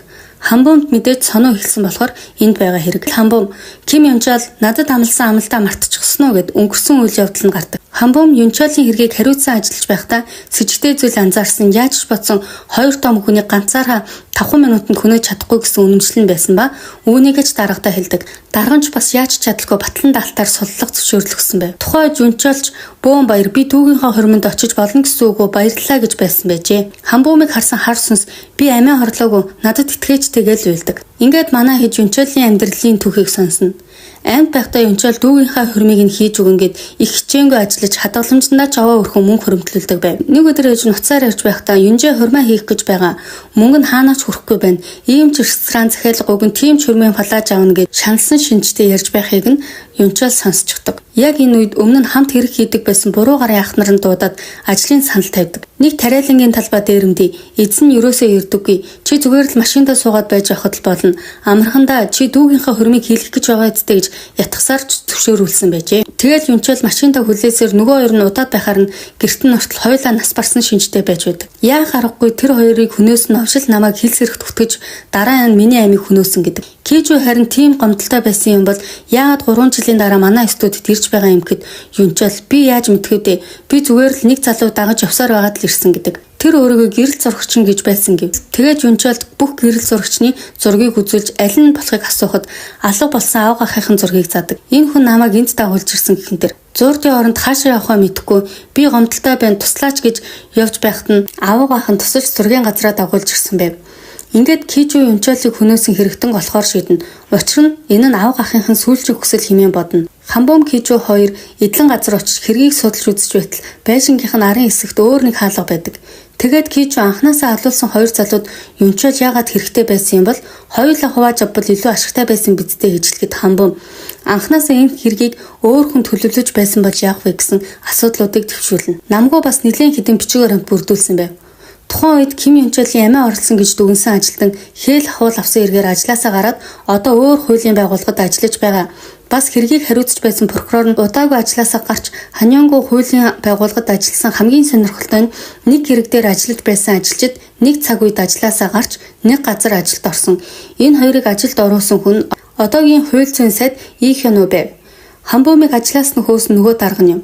Тэрээр бас Ий Хёну энэ хэрэгт нэлээд гүнзгий холбоотой байж магадгүй гэж бас санаа нийлнэ. Үзэгдэл солигдож Живан харин ойрын өдрүүдэд өөртөө тохиолдод байгаа хэрэгүүдийг шалгаж үзэхээр болно. Кофе шопын ажилтан өмнө нь найрсаг хандаж байснаа хаяа огт танихгүй бол ширүү харьцаж пак ахлах нь бас ажилтан тусалж байснаа огт туслаж байгаагүй мэт сонин зан гаргаад байв. Сонин өмнө тухайн хүмүүсийн бид орохдоо дандаа цаасан дээр юм бичиж өгдөг байсан болохоор Живан бас юм бичүүлж үздэг. Нэг хүн бичсэн гэхэд шал өөр байв. Хамбом Ий Хёну сайд дээр ирж ярилцах гэтэл тэрээр хэвлэл мэдээллээр шуугаад дарамт болж байхад чи хүртэл ирж нэрмээс болох гэж байна уу? Би Ким Юнчалыг хэрэгтнэл гэсэн бол тэр хэрэгтэн байх болно гэж яваад өгдөг. Кижу харин дахигээ бодож таныг нас барсныг бодоод уйлна гэж бодоо юу? Яагаад наанаа зогсоод байгаа юм? Өгсөн юм бол зүгээр явахгүй юу? Бүгд л өгдөг. Гэхдээ аваагахаа би үнэндээ өгмээргүй байна. Би их айж байна гэд өрөвдөлтөө гэх чинь ойлно. Ингээд Кижу Юнчалийн эргийг судлаад ганцаараа явж байтал хүний биед орсон хар сүнс хөөдөг. Кижу хэрэндээ л хар урдаараа гүйсэн ч баригдчихдаг. Тэгээд хүний биед шингэсэн сүнсийг хартал нэг биш бүр нэлээд хідэн хар сүнс харагддаг. Кижугч хар сүнс яг утгаалах гэж байтал Хамбом гарч ирээд тэд тэврэлтэд хар сүнснүүд хүний биенээс гарчдаг. Манай хоёр чих аж Кижу Хамбомд би чамайг сансан би өхмээргүй байна. Одооноос би өхөлтэйгээ эвлэрэхгүй. Энэ хараалынхаа эсрэг тэмцэх болно гэж хэлээд 10 дугаар анги маань дуустгаа. Нэг ангид Хамбом Кижуг хар сүнснээс хамгаалаад дустдаг. Нөгөө талд харин Ким Юнчал мэдээ үзээд сууж байтал Ий Хёну сэтгүүлчдэд хэргийн талаар ярьцлага өгч байв. Тэрээр ярихдаа Ким Юнчал амиа хорлож өөрийн хэргийг хүлээн зөвшөөрсөн. Хамбом прокурор өөрийн алдааг ухаарад ажилласаа гарсан. Прокурорын нэр төрөөрөө андгаалъя. Ким Юнчалаас өөр сэжигтэн байгаагүй. Цаашид ч гарахгүй. Гэхэд Ким Юнчал сонсоод үгээ тийм байх учиргүй гэд хар сүнс болоод хувирчихдаг. Ингээд Ий Хёнугийн ажлын гадаа зогсож байгаа нь. Ий Хёнуч гарч ирж машиндаа суух үед Ким Юнчал яаж ингэж хэлж чадаж байна? Над шиг хүмүүс зүгээр зайлаад өгч болно гэсэн үг үгээд дайрах гэтэл намгүй гарч ирээд болиулдаг. Ий Хёнугийн утсанд эдлэн газрын хэргийн мөрдөлтөнд сэжигтэй зүйл илэрсэн. Ким Юнчалийн амиа хорлсон хэргийгч гэсэн давхар шалгаж байна. Ингээд прокурорын газар очиод бүгдийг нь хэлчихв. Хамтдаа өгье гэд гих мэт сүрдүүлсэн зурвсууд ирж байв. Тэгтэл яг үүндээ энэ зурвсыг сонио Хуан Имбом гих хэрэгт холбогдлоо нэгэн албан тушаалтны нууцаар бичиж байжээ. Ингээд Хуан Имбом Ий Хёну хоёрыг уулзуулах хөгөөж бүтэмжтэй болдог. Тэгээд Хуан Имбом сайдаа та энэ уснаас хуурай гарах гээд байгаа юм уу? Хинээс болж миний амьдрал ийм болсон билээ дээ. Нэг юм хийлдэ гэхэд Ий Хёну ямар ч чадваргүй байцаагч ажлын үзүүлэлт муу ийм байж тушаал дэвшснээ 90 сайндаа дэвшсэн гэж бодоод байгаа юм биш үсттэй. Намайг байгаагүй бол чам шиг үе өдий зэрэгтэй байна гэж үгэхэд Хуан Имбом гарыг чинь бүгдийг нь даана. Харин эдлэн газрын хэргийг хурдан хаалгана. Энэ хоёр хамаг л муу мухай булхайгаа ярилцаж байхад нэгэн утсан дээр дууг нь хурааж авч байдаг. Тэгтэл гинт машин яваад ундаг. Нөгөө хоёр гайхаж яагаад яваад байна гэж орилоостой. Мэдээж энэ бол манай хоёр сүнс намгүй сонио хоёрын хийж байгаа хэрэг. Машин явсаар кичүүдээр хүрээд ирнэ. Кичүүч ийхийнөө саддаа машин дуулцахаар суун. Тэгснэ би энд утсаа үлдээч хичээгээд дууг нь хурааж авч байсан утсыг авдаг. Ийхийнөөч юу хүсэж байгаа юм гэхэд кичүү Юнчалийн үгийг дамжуулдаг. Юнчал үннийг илчлэхийг хүсэж байгаа юм байна гэхэд ийхийнөө инээгээд нас барсан хүн үү намайг сүнс байна гэж айлах гэж байна уу гэхэд чи мөн хүсэж байгаа мó гэв. Кичүүч та үннийг нууцлаад үнэг мэдэж байгаа хүмүүсийг хөнөөгөөд яг үнэндээ үхэл төгсгөл биш л дээ. Таны хэргийг шүүх хилэлцдэггүй юм а гэхэд ард түмэн өөрсдөө шүүчих байхаа. Шүн болгоомжтой яваараа өсрөхсөн сүнс хаасайгүй байдаг юм шүү гэж яваад өгдөг. Намгүй гэртээ ярьсан байв. Эхнэр хуучин гэрээсээ нөгөөд ээжтэйгээ хамт амьдрахаар болсон юм. Тэрээр хайрцаг дотроо хормоо хийхдээ нэг нэгэндээ амлсан байсан андгаа тангараг гэсэн бичвэрээ олж уншдаг. Тэгтэл ямар ч цаг үед хамт байна. Жилдээ ядаж нэг удаа аяллаар явна гэсэн байв. Хамгийн харамсалтай энэ амлалтаа намгүй амьд байхдаа ерөөсөө биелүүлж байгаагүй. Зөвхөн ажил хэрэгтэн барих ёстой гэд гэртээ тогтдоггүй байж. Ийм болохоор л эхнэр нь хит их ганцаардаж нөхрөөсөө гадуур уулздаг хүнтэй болсон байх гэж бодон нулимс цэлгнүүлэн суув. Маргааш болж Кичүү Ким Юнчалийн дүүтэй уулздаг. Тэрээр ах чинь чамтай уулзмаар байна гинэ. Гэд яасан гомдолтой байна гэж сүнс нь харагдчихж гинүү гэд доктойхоо асуухад Кичүү тийм ээ л гин. Дүүнч буруу хүнээ сонгосон байна. Бидэнд өгөх мөнгөч байхгүй. Манай ээж та нар шиг хүмүүст хууртаж залилуулсаар байгаад гэд босоож явах гэтэл Кичүү чамайг ах чинь сургуулийн аялалд явуулах гэж 150 мянган вон хулгайлсан биз дээ. Энэ удаад чиний хөрмийг хийлгэх гээд чамд өгсөн дахин хулгай хийхгүй гэсэн амлалтаа зөрчсөн. Юнчаал сүүлчийн удаа хэлэх юм байгаа гэсэн гээд нэрийн хуцаа өгдөг. Орой болж Юнчаал дүүгээ хүлээн. Дүүнч Кичүүд итгэсэн бололтой ээжигээ дагуулад хүрээд ирдэг. Ээж нь ч угийн хойд төрөл энтер гэдэгт итгэдэг бололтой хүү маань нас барахтаа дулаан хувц өмсөөгүй юм л да. Энэ хувцыг өмсгөж болох уу? Хувцыг шатааж өгдөг юм гэхэд Кичүүч за би хөвчгөө л гин. Ингээд ихний зураг авлаа. Юнчаал ээжийнхээ өгсөн сайхан хувцыг өмсөн хажууд нь сууж байв. Ээж дүү хоёр нь хараад үнэхээр их уйлна. Юнчаал жуучлаараа юунаа. Ах нь муу хүн юм аа. Амлсан амлалтаа биелүүлж чадсангүй. Дүүгийнхаа хөрмийг боснуулчихлаа гэж уйлна. Дүүн жахаа одоо болсон. Та тайван явж болно л гин. Юнчаал явахаас өмнө хамбумд маш их баярлалаа гэхэд хамбумч би амлая. Заавал их хэнүүгийн хэргийг хүлээлгэнэ гэв. Сүүлчийн зураг авлаа. Юнчаалын сүнс нөгөө ертөнц рүү явж ээж дүү хоёрт нь дурсамж бүтээсэн зураг үлддэг. Үзэгдэж солигдож Живан ажлынхантайгаа хоолнд орчход тарах гэж байгаа нь. Тэгтэл дарга нь Живаныг чи цагийн ажилтанд такси барьж чадахгүй бол ядаж дуудлагын жолооч хийгээд ууралтал соно. Нэгэн ажилтных нь бийд ороод даргаыг нь зөхиод авдаг.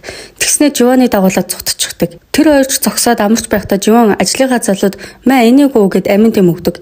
Эртэд чи энийг надад өгсөн штэ. Их сайн юм бэ лээ гэхэд залуу тийм байгаа биз гэж хэлэх хооронд Живан халаансанд нэг жижиг цаас ичгдэг. Живан чи гэхдээ надад наатах өгөөгүй штэ. Надад кофе шопын ажилтаа өгсөн гэж хэлснээр соно хүний бийд орсон сүнс гэдгээ мэдэгдчихдэг. Чи наад биенээсээ гарч чадахгүй. Би чиний халаасанд сүнс тогтоогч хийчихсэн гэхэд соно сандраад ингэж уулзч болохгүй юмсан гэдэг. Соно ердөө 10 минут л хүний бийд байж чаддаг ба 10 минут өнгөрсөн ч залуугийн биенээс гарч чадсангүй. Яах ч аргагүй байдалд орсон соно би 3 жилийн өмнө танилцах гэж байсан ий соно байна гэдэг. Живанч гайхаад чи яагаад энд байгаа юм? Яагаад надад тусалсан юм гэхэд соно чи миний заяаны хань тийм болохоор битгий болзоон жоо гэж хэлээд соно залуугийн биенээс гинт гарчихдаг. Живан соног зугцсан гэж бодоод "Ий соно чи дахиад зугцсан уу? За яах вэ? Хоёлоо болзоонд явъя. Хэрвээ надаас зугтвал би өөр хүнтэй болзоонд явна шүүл" гин. Ажлын залууч хинтээ яриад байгаа юм гин гайхан асуухад юу ч бишээ гэж яваад өгнө. Намгүй харин эхнэрийнхээ гэрт байж байгаа нь. Эхнэр нь ээжтэй би үнэндээ сүүлэрсэн. Гэртээ ганцаараа хоол идмээргүй санагдаад тэгээд салъя гэж бодож байсан. Нөхөр маань завгүй болохоор 7 хоногт ганцхан удаа хамт хоол иддэг болсон. Хамтдаа байсан ч гэсэндээ би үргэлж ганцаараа мэдрэмж авдаг. Тэр үед тэр залуу хинч тоодоггүй миний мэндийг асуусан. Сэтгэл санаа ямар байгааг нөхөр маань хизээч тэмдэглэж өгч байгааг өдөрсөн өдрийг тэр мэдээд тэмдэглэж өгч байсан. Хэрэгтэй үед үргэлж тэр хажууд байсан гэхэд ээж нь нөхөр чинь албаар тэгдэг байсан гэж үү? Улс их орноо хамгаалах гэж явдаг байсан гэв. Эхнэр нь мэдвч байна. Тэгж бодоод би дурлсан. Хэрэлтчвэл хэрэгтэн барьж байхдаа гимтчих байх гэд төвчдөг байсан гэд сэтгэлээ удлан уйлна. За ингээд гол хэрэгтэй төвлөрч ажиллахаар болвоо манайд. Хамбум ингээд эдлэн газрын эзэн хан хонил яасан бэ гэхэд байгаа газрыг нь хайж байгаа одоогоор сураггүй байгаа гэв. Намгүй чирч миний судалж үзснээр хан хонил насан туршаагүй байхдаа жолоо барьж машины осол хийж 3 хүн хохирсон залуу гэр бүл эхнэр нөхөр хоёр газар дээр нас барж 12 настай охин 2 сар сар ухаангүй имлэг твцсэн гэв. Гэтэл хаанхан нийлийн барьж явсан машины эзэн Ийхинүү тухайн үед машин хулгайд алдагдсан гэж мэдээлэл өгсөн. Шийтгэл нь 3 жил хорих, 5 жил тэнцэн аргалзах ял. 2 хүн нас барчхаад байхад маш хөнгөн ял оноосон. Дахин судалж үзтэл тухайн үеийн хамгийн сайн хуулийн пермиг хөлсөлсөн байсан. Тэгэд хариуцсан өмгөөлөгч нь Ийхинүүтэй хамт сурч байсан сайн найз нь үнэхээр хачирхалтай биш гэж үг нь. Хамбум харин гинт үйлээд энэ манай гэр бүл байна. Машины ослын хохирогчд гихэн тэр. Тэгээд Хамбум Кижу хоёр машины осол болсон газар очиж үзтэл Хамбум өнгөрсөн үеийн ослын бүх дурсамжаа сандаг. Тэрээр Кижуд нэг биш 2 осол гарсан юм шиг байна гэдэг. Хамбум бид эмээгийнх руугаа явж байсан юм. Ээж маань маргааш ирж явъя гэж хэлсэн боловч би аавыгаа ятгаж зөрүүлсээр байгаад харанхуй болж байхад явсан. Гэтэл нэг машин урдаас ямар ч жолоодлогогүй юм шиг ирээд мөргөлдчихсөн гэдэг. Харин Кижугийн аавгаах яг эсрэг зүгт нь явж байсан ба Хамбумын гэр бүлийг хосолд орсныг нь хараад зогсоод тусламж үзүүлдэг. Тэрээр охиныг машинаас гарган суулгадаг. Тэгтэл охин аав ээж яасан бэ гэхэд Кижугийн аавгаах нь манай хөөрхөн охиныг хэн гэдэг юм бэ гэхэд Чансуу гэдэг. Гэтэл аавгаах нь сайхан нэр байна. Намайг Сокиван гэдэг. Чансуу би одоо нөгөө ертөнц рүү явж байгаа. Хүн нас барахаараа зууртын ертөнцөөр дараад нөгөө ертөнц рүү очдог л доо. Би үхээгүй болохоор зууртын оронд очиж чадахгүй. Тэгээд тийшээ байдаг хаалгыг хайж байгаа юм гэхэд Чансуу яагаад гэж асуухад би чамтай ойролцоо насны зээдүүтэй тэрийгэ өгтлөхийг нь харахыг хүсэж байна гэдэг. Тэгээд Сокиван утасны шүлжээ алгаад түнэлээс гараад тусламж дуудаахыг гээд аппарат өгөөд энийг сайн харж байгаараа гэдэг. Киван түнэлээс гартал урдаас нэг машин ирж байхыг хараад тусламж гуйж урд нь зогсолгүй шууд дайрчихдаг. Дайрсан машинд 2 хүн байсан ба түнэл рүү ирж утас хайж байгааг нь сонсоод Хамбум нуугдчихдаг. Ингээд Хамбум Кижуд танаа аавгаах надаас болж өгсөн юм байна гэд уйлв. Үзэгдэл солигдож Живан сонуугаас мессеж хүлээх гэжтэй. Харин сонуу Живан руу мессеж хүчмээр байсан ч Кижу ажил их байна гэж зав чөлөө өгөхгүй бас өөрөө ч гэсэн юу гэж бичих арга олохгүй байсаар нилээдгээд хонжээ. Арга ядсан Живан өөрөө сонуу руу би болзоонд явлаа гэд мессеж өчтдөг. Үүнийг нь харсан сонуу хийж байсан ажлаа орхиод шууд Живаны байгаа газар очино. Тэгтэл нэг залуутай их л сүрхий ярьж байх нь тэр.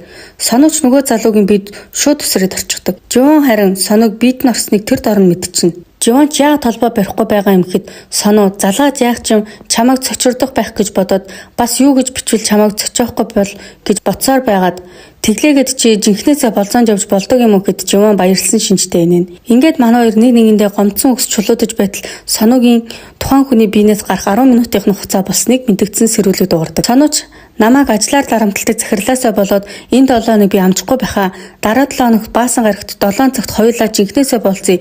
Энэ удаад жинхнээсээ хоцрохгүй гэд биенээс нь гарчихдаг. Үзэгдэл солигдож дээрээс хойш Кижугийн зургийн студийг мөрдөөд байгаа байцаагч Ким Юнчолийн ээж дээр ирдэг. Тэгснэ Кижу явуулсан юм а зурганд нь асуудал гарсан гинэ гэж худал хэлэн зургийг нь үзэх гэж оролдоно. Ээж нь та нэрээ тэр хүний явуулсан хүн муу юм уу гэж эргэлзэж байснаа зургийг үзүүлдэг. Мөрдөгч энэ нэрээ энэ оны 9 сард авахулсан зураг юм уу гэхэд эмхтэй тийм ээ та ч гэсэн мэдэж байгаа үсттэй би ч өөрөө харсан хэрнээ одоо ч гэсэн зүүд биш байгаа гэж боддог. Үнэхээр өгсөн хүний зургийг авдаг студ байдаг гэж бодохоор гэд хэлчихдэг. Байцаагч итгэж ядан гэрээс нь гардаг. За ингээд манай сонуугийн хүсэн хүлээсэн болзооны өдөр ирлээ. Тэрээр Живан дээр лаб харин царайлаг залуугийн дүрээр орж ирэв. Сонуу хүний биед дээд тал нь 10 минут л байж чаддаг болохоор 10 минутын зайдаа биеэ сольж байв. Эрэгтэй эмэгтэй хөвгшин залуу гэл тэд ч хамтдаа дэлгүрхсэж хоолнд орж зураг даруулж цагийг их л зугаатай өнгөрүүлдэг. Манай хоёр цэцэрлэг түрээлэн юм ярьж суцгааж байхад сонуугийн 10 минут нь болчихдог. Тэгэл Живаныг түр хүлээж байгаараа гэд гүгээд өөр хүний биед орох гэтэл Кижу Хамбум хоёр таарчихдаг. Кижу чи болзоотой биздэй гэхэд Хамбум тийм үү өнөөдөр Живан ч гэсэн болзоотой гэж байсан гэж хэлж дууссаагүй байтал Живан гарч ирээд сая чи сонуу гэсэн үү? Яаж манай сонууг таньдаг юм? Чи хараад байгаа юм уу гэж гайхаж байтал Кижу хэдүүлээ студ дээр очиж ярилцъя гин. Студ дээр очиж Хамбум бүх учрыг нь хэлэхэд Живан үнэхээр цочирсдаг. Кижуг чи нөгөө ажлаар нь дарамтлагдаг муу захирал нь байх нэ гэж мэгэл нилээ юм болдог. Яг энэ үед намгүй ирээд Ким Сонсууг бариад ирлээ гэдэг. Тэгээд таксины арын суудал суусан Ким Сонсуудаа Кижу ин ярина. Чи Ким Юнчолыг таньна үсттэй гэхэд танихгүй л гин. Тэгвэл эдлэн газрын хүн амны хэргийн тухай мэднэ үсттэй гэхэд мэдгүй би юу ч мэдгүй гэв. Кижу ч мэдгүй байх л да чи зүгээр л ийхэнүүд нэрээ зэглүүлсэн бусдыг нь ийхэнүүд зохицуулсан. Чамд гэж хэлэхэд Ким Юнчол нөгөө хоёр залууг алаагүй зүгээр л Ким Юнчол руу ч гисэн. Ингээд чи зүгээр байгаа Надад итгэхгүй, ийхнүүд итгэхгүй өөрөө мэд ямар нэг аюул тулгуур бол над руу залгаараа гэд нэрийн хуудас өгөөд буулгадаг. Хамбум 12 настай ухаангүй байх үедээ Кижүүтэй уулзч байсан өдрүүдийн дурсамжаа сэргээх гэж тэмдэглэлийн дэвтрийг нь авч уншдаг. Тэгээд хамт байсан өдрүүдийнх нь бүх ой санамж сэргэж тэд маргааш алсын харагч дээр сууж хүүхэд нарсны мөрөөдлөө биелүүлэхээр болдог. Тэгтэл өглөө Кижүүгийн утас руу Ким Сонсоо зураг сүлдээсэн байв. Өнөө орой гэхэд би чамтай утсаар ярихгүй бол Миран байрны 901 тоотод ирээрэй гэсэн байв. Утас руу буцаагаад залхатал утсаач авахгүй болохоор нь ямар нэг юм болж гэж бодоод Сону Кижүү хоёр байранд нь очиж хайдаг. Сону хяналтын камер шалгахаар явах хооронд Кижүүнд нэг байранд орж үздэг. Тэгтэл Ким Сонсоо угаалгын өрөөнд нь нас барсан шинжтэй олддог. Тэрээр яах учраа олохгүй сандран зогсож байхад хаалга дугарч чимээ гарна. Ёод очтол нөгөө мөрдөгч байв. Үзэгдэл шилжиж Хамбум энэ өдөр Кижүүг хүүхдийн парк дээр хүлээн зогсно. Тэрээр гинт доош тонгож гутлаа янзлалтаа мартагдсан дурсамжаасаа нэг зүйлийг сандаг. Осол болох үед 2 биш 3 хүн байсан. Бас утсаа хайж байсан гэдгийг. Ингээд Кижүүд ямар нэгэн зүйл болсныг мэдрэн Киж рүү залгасан ч тэрээр утсаа авсангүй. Нөгөө талд Кижүү байцаагчийн ард байгаа хар сүнсийг хараад гайхахад байцаагч чийж бас сүнс хардаг байх нэ. Би чамайг их судалсан өгсөн хүний зураг авч өгдөг студ гинэ гэж жумалцсан. Ер нь бол энэ байцаагч хамгийн гол хэрэгтэн байдаг. Ингээд Кижүүд бүх болсон хэргийг ярьдаг. Тэрээр ийхнүү сайдын хүүхэд ба машины ослын хэрэг үйлдсэн хэрэгтэн юм. Тухайн үед хоёр найзтайгаа арх хүн явж байхдаа түнэлээр явж байсан гэр бүлийг мөргөж мөн амьд өгөөгийн шалгах гэж буухтаа утсаа орхисон байж хэргийн газар утсаа орхисноо мэдсэн 3 найз түнэл рүү буцаж очтол урдаас нь Кижүүгийн аавгаах гар даллахыг харсан ч цагдаа дуудвал бидэнд л хэцүүгээд шууд мөрөгчдөг. Тэгэл ийхнүү сайдын хүү та хоёр битгий санаа зов аав зохицуулна гэж хэлснээр энэ хэрэг хаагдсан байж дараа нийтлэн газрын хэрэг бас л энэ мөрдөн байцаагчийн хийсэн хэрэг байв. Учир юу вэ гэвэл өмнөх машины осол болсон хэргийг мөрдөгчийн хоёр найз нь өмнөөс нь үрж шоронд орсон юм байна.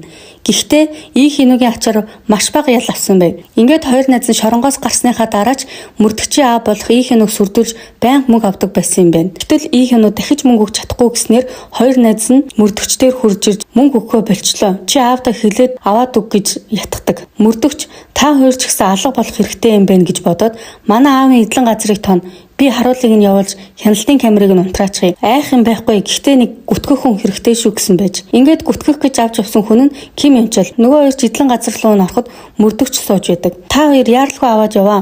Хэрв та хоёр байгаагүй бол би цагдаа болж чадахгүй байсан юм.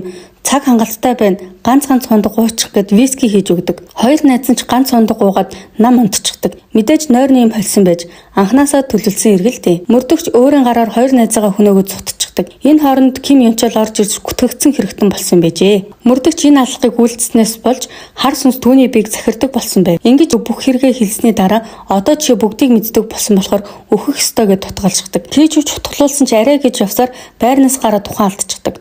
Хүмүүс байсан болохоор мөрдөгч яаж чадахгүй яваад өгнө. Хамбум харин яах учраа мэдэхгүй сандран гүйж байхад Кижүү гараад ирдэг.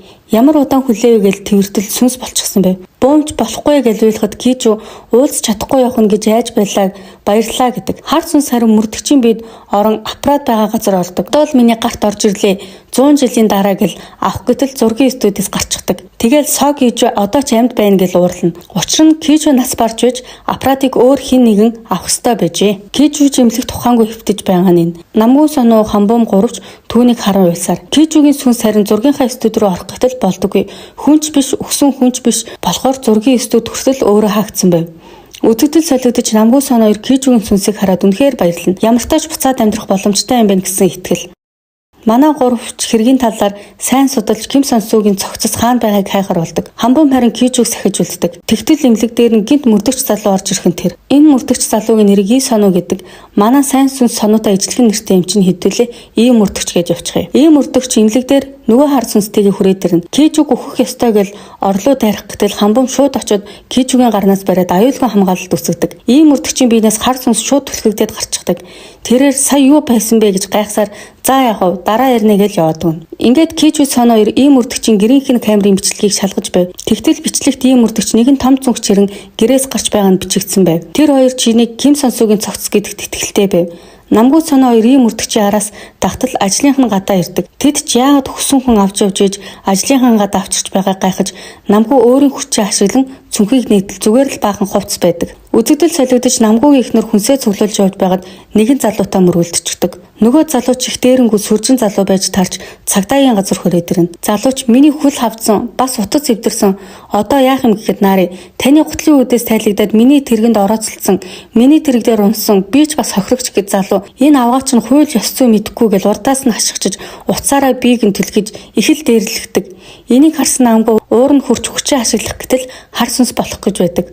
Өөрийгөө хар сүнс болж байгааг толинд харан үнэхээр их айдаг. Дээрлэхүү залууч нарыг хүний урдаас тайлбар тавиад гэл яг цохих гэж байтал цэцэгчин залуу гарч ирж залууг зогсоодог. Намгүй зүгээр л харж зогсно. Маргааш болж ийм өртөгч туслах залуутайгаа хамбуумын гэрийг шалгахаар ирдэг. Тэд гэртэн хортол их л муухай өнөр өнөртдөг. Туслах залуу нэг цүнх олж хараад онгойлготол Ким Сонсогийн цогц хийсэн цүнх байдаг. Ингээд имлэг дээр ирж хамбуумыг хүн амны хэрэгтний сэжигтнэр баримтлан авдаг. Ийм өртөгч өрхөнд орсон манай хэд яаж хийж байгаад нотлох баримт олохыг хичээж голын ойролцоо хідэн сүнснүүдийг дуудан уулзаж машин болон гудамжнуудын камерын бичлэг олж өгөхийг гуйдаг. Яг ийм өртөгчийн царай гарсан камерын бичлэг олж өгсөн сүнсэнд оронд нь сүнсний зургийн студид зургийг нь авч өгнө гэдэг. Ингээд манай гурав сүнснүүдийн авчирч өгсөн камерын бичлэг бүрийг шалгаастай. Энэ тарин хамбуум туслах мөрдөгчд байцаагдж байв. Тэрээр чи ийм мөрдөгч утасны дуудлагыг шалгаж үз. Тэр л энэ бүх хэргийг хийсэн гэхэд чи битгий тоглоод бай. Энд бол чи л хэрэгтэн. Удахгүй баримтлагт шалж нэрнэ гэхэд хамбуум Кижу ийм мөрдөгчийн гэрт байхдаа хутгалуулсан. Ким Сонсооч гэсэн ийм мөрдөгч гэртээ авчирж ирж хөнөөсөн. Мира 909 тоот тэр бол ийм мөрдөгчийн гэр гэхэд мөрдөгч эргэлзсэн шинжтэй гайхаж харна. Туслах мөрдөгч юу ч гэсэн шалгах хэрэгтэй гэд Ким Сонсогийн утасны дуудлагыг шалгахад үнэхээр ийм мөрдөгчтэй хамгийн сүүл дуудлага хийсэн байв. Яг энэ хооронд утсанд нь ийм мөрдөгчийн хамбуумын гэрт цүнхтэй цогц зөөж байгаа бичлэг нь ирдэг. Хамбуум суллагдаж Кижугийн байгаа эмнэлэг рүү явдаг. Харин ийм мөрдөгч аль хэдийн Кижуг хөнөөхөр эмнэлэг дээр ирсэн байв. Ийм мөрдөгчийн биед байгаа сүнсч одоо л чи Кижуг халах сүүлчийн боломж чинь гэв. Ингээд Кижугийн байгаа өрөөнд орж иртэл цагдаа нар Ким Сонсогийн аллагын хэрэгээр баримжилж байна гэд буу толгодог. Харт сүнс шингэсэн ийм мөрдөгч яаж зүгээр бууж өгөх вэ? Шууд гараад зүхтэж байхдаа хамбуумтаа тарж түүнийг баримжилдаг. Барилгын дээвэр дээр гарч ирсэн ийм мөрдөгч хамбуум тандан яагаад түүний эрх тушууд үрээд байгаа юм? Би зүгээр л нэг хог шаар хүнээсэн төдий. Зүгээр чимээг өнгөрөөч чадахгүй юу гэд орилтол Кижугийн сүнс гарч ирдэг. Хамбуумыг чи ийм мөрдөгчөөс аврах гэж хичээсэн ч сүнс болохоор биэнд нь ч хүрч чаддгүй. Яг энэ үед цагдаа нар хурч ирээд "Ий сонио одоо бууж өг" гэд буудтал тэрээр шууд газар унаад өгдөг. Хамбуум жайсан шинжтэй зогсно. Гэвч ийм мөрдөгчийн бид хар сүнс байгаа болохоор яаж тийм хурд өгөх вэ? Гинт босч ирээд хамбуумыг дээвэр дээрээс түлхэж унгаагаад өөрөө давхар унцдаг. Азар Кижу хамбуумын гараас шууд бариад авдаг. Хүмүүс хамбуумыг харснаа энэ яг юунаас зүгдээд байгаа юм бол гэж гайхастай. Харин ийм мөрдөгч доош унцдаг. Ингээд Кижу хамбуумыг битгий аа гэж тэврэхэд Кижугийн сүнс алга болчихдог. Их ангид Кижу сүнс болоод хамбуум ойлоод цацардаг. Тэгтэл Кижугийн сүнс авга ахынхаа зургийн студид ирчихдэг. Кижуч гайхаад зургийн студ руу ортол ахын зогсож байна. Тэрээр авгахаа би энэ бүх хугацаанд зөвхөн таны эрхийг л хүлээж байлаа гэж тэврээ уйлдаг. Ах нь би хитрхи орой ирчихсэн үү гэж асууна. Тэгээд Кижу ахынхаа сүүлчийн зургийг авч өгөхөр болдог. Гэтэл ахыгаа явуулахыг үнэхээр хүсэхгүй байлаа. Та явахгүй байж болохгүй юм уу гэхэд ах нь яаж болох вэ дээлгэн.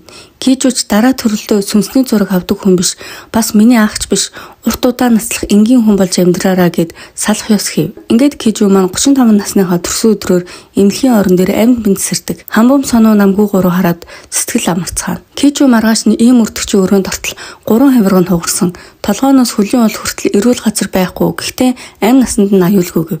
Кижу ийм өртөгчөөс хариугаа авч байгаа юм уу гэлтэй уух гэж байсан усыг нь асгаж хугарсан хавирган дээр нь дарж зовоно. Ийм өртөгч ухаарсан шинжгүй миний аав чамайг зүгээр орхихгүй дээ л гин. Тэгтэл арыг нь даадаг аав нь энэ удаад л биш шүү гэж бодоод хүүгийнхаа хийсэн бүх хэргийг мэдэхгүй би буруугүй гэд хүүгээ аврахаас татгалздаг. Харин энд Кижугийн бяцхан хүсэл болох 35 насныгаа төрсөн өдрийн лав үлэх байсан ба энэ хүслийг нь манай гурав биелүүлж өгч байгаа нь. Мөн хамбуум Кижу төрсөн өдрийн бэлэг гэж гутал бэлгэлдэг. Үзэгдэл солигдож намгүй Кижуд урд шин ямар ч сүнс зураг авахулахаар ирээгүй гэдгийг хэлдэг. Кижу ч өөрийнх нь мөрөн дээр байдаг сориг баг багаар бүдгэрч байгаа болохоор хараал арилж зургийн студич бас хаагдах төхөж байгаа байх гэд ярьж байх хооронд соноо ороод ир. Соновч бөөн баяр өнөөдөр болзоотой гэдэг ч Кижу зургийн студ хаагдах төхөж байгаа болохоор та ирч гэсэн хурдан зураг авахуулаад явах хэрэгтэйг сануулдаг. Тэд сэтгэл санаа нь жоохон гонсоохон мэдээж. Ингээд намгүй Кижугээс цэцэгчин залуутай уулзалж өгөхийг гуйдаг. Кижуч зөвшөөрч цэцэгчин залуу дээр ирээд найргийн талигач нөхөр чамтай уулзахыг хүсэж байна гэхэд залуу та юугаа яриад байна гэв. Намгүйч таны итгэхгүй чинь өөрийн чинь эрх. Гэхдээ найрыг захиж үлдэх хүн чамаас өөр байдаггүй. Би муу нөхөр байсан ч мартаад хуцаа орох байх Тэсээд хажууд нь хүлээгээрэй. Тэр кино үзэх дуртай, бас аяллаар явах дуртай, ганцаараа хоол идэх дургу, цэцгэнд бас дургу, жилдээ ганц удаач болов аяллаар яваараа.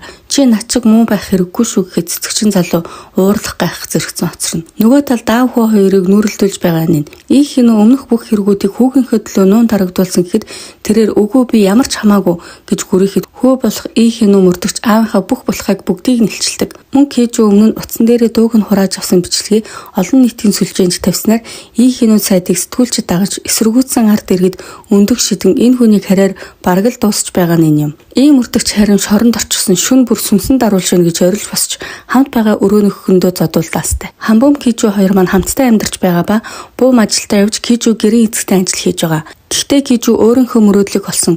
Тэр нь жинхэнэ хүний зураг авдаг зурагчин болох юм. Намгүй харин явах бэлтгэлээ хийж сонууд бугын цаг бэлгэлдэг. Тэрээр миний сонирхлын цаг биш ч гэсэн баярлаа. Хурдхан шатаагаад маргааш болзоондоо зүүж явна гэд бөөн баяр. Намгүй хэлэхдээ хэрвээ хойд төрөл гэж байдаг бол захирал би чи гурлаа ах トゥ ус болох уу гэхэд сонуу Дими баха та хоёр намайг зодно штэ. Тэгвэл намайг том ахаа болох гэд инээлдэнэ. Маргааш болж энэ өдөр бол намгүй нөгөө ертөнц рүү явахыг хүссэн өдөр. Гэхдээ хэнийг ч хажуудаа байлгамааргүй байна. Зөвхөн Кежу чийл байхад болно гэснээр энэ хоёр л студид байгаа юм. Кежуч гэхдээ л нөгөө хоёртойгоо явахаас өмнө уулзахгүй юм гэхэд үгээ тэр хоёрыг харчихвал явмааргүй санагдана. Хурдан аваад өгөөл гин. Гэвч энэ үед хар сүнс ороод ирдэг. Миний аппарат гэл нөгөө хоёрлоо дайрхан тэр. Кежуч хар сүнсийг дийлэхгүйгээ мэдэн аппаратыг нөгөө ертөнцийн хаалгаар явуулах гэсэн боловч хаалгыг онгойлгож чаддгүй. Намгүй хар сүнстэй тулалдаж байгаад өөрөө хар сүнс болоод хувирчихдаг. Нөгөө эсрэг талын хар сүнсийн хүчийг сороод Кежу рүү дараад одоо бүх юм дууссан гэж хутгалах гэхэд Кежу ахаа гэж орилдог. Намгүйч тэр хэсэг хугацаанд өөрөнгө суугаарч захирлаа би энэ сүнснүүдийг барьж бай. Чи харин шууд намайг хутгал гэхэд Кежу үгүй хэрвээ та тэгвэл нөгөө ертөнцид очиж чадахгүй штэ гэв. Намгүйч хэрвээ намайг алахгүй бол бусад бүх хүмүүс өхөн гэж атгасаар Кежу шууд намгүйг хутгалцдаг. Хар сүнснүүд ч алга болж Кежу үнэхээр харамсаж бас өрөвдөн цөрхрөн уйлна. Тэгсэн гинт зургийн студ нуран алга болчихдог. Харин нөгөө талд Хамбомын гаран дээрх сорь улам тод болчихдог. Ингээд манай хэд сүмд хэрж намгүйгээ оршуулах хэслийг хийж байгаа нь. Намгүй нас барахаас өмнө ихнэртэй нэг дутуудаа зүйлийг өгөхийг хүссэн салах өргөдөл байсан юм. Ихнэр нь яагаад намгүй надаас сална гэж сүнс нь энэ ертөнцид байсан бидтэй гэхэд Кежу тийм зүйл байхгүй аймд байхдаа надад өгч байсан гэдэлчихтэй. Мэдээж намгүй ингэж хэлхийг л хүссэн хэрэг. Үзэгдэл солигдож Жованыг дарга нь 3 сар гэрээг нь сунхаар болжээ. Гэхдээ үндсэн ажилтан биш зөвхөн цагийн ажилтнаар. Жованч тэр ажилтнууд нь ч тэр гайхдаг. Бас болоогийн нэг шинэ ажилдаа ороод ирдэг. Энэ бол даргынхын охин байдаг. Нөгөө ууртаа даргач нь их л сайхан харьцсан. Аргагүй ш охин юм чинь. Сонуу харин Кежуд би нөгөө ертөнц рүү явахгүй. Энд Жованта болзоонд явж баймаар байна гэхэд Кежу гэтээ ийм амархан бодох хэрэггүй. Энэ ертөнцид утсан сүнс яадгийг бид сайн мэдэхгүй штэ гэдэг. Сонуу харин энийг би өөрөө шийдэе. Энэ цаг хугацаа ч гэсэн минийх штэ л гэв. Орой болж Хамбом Жован ярилцсан сун.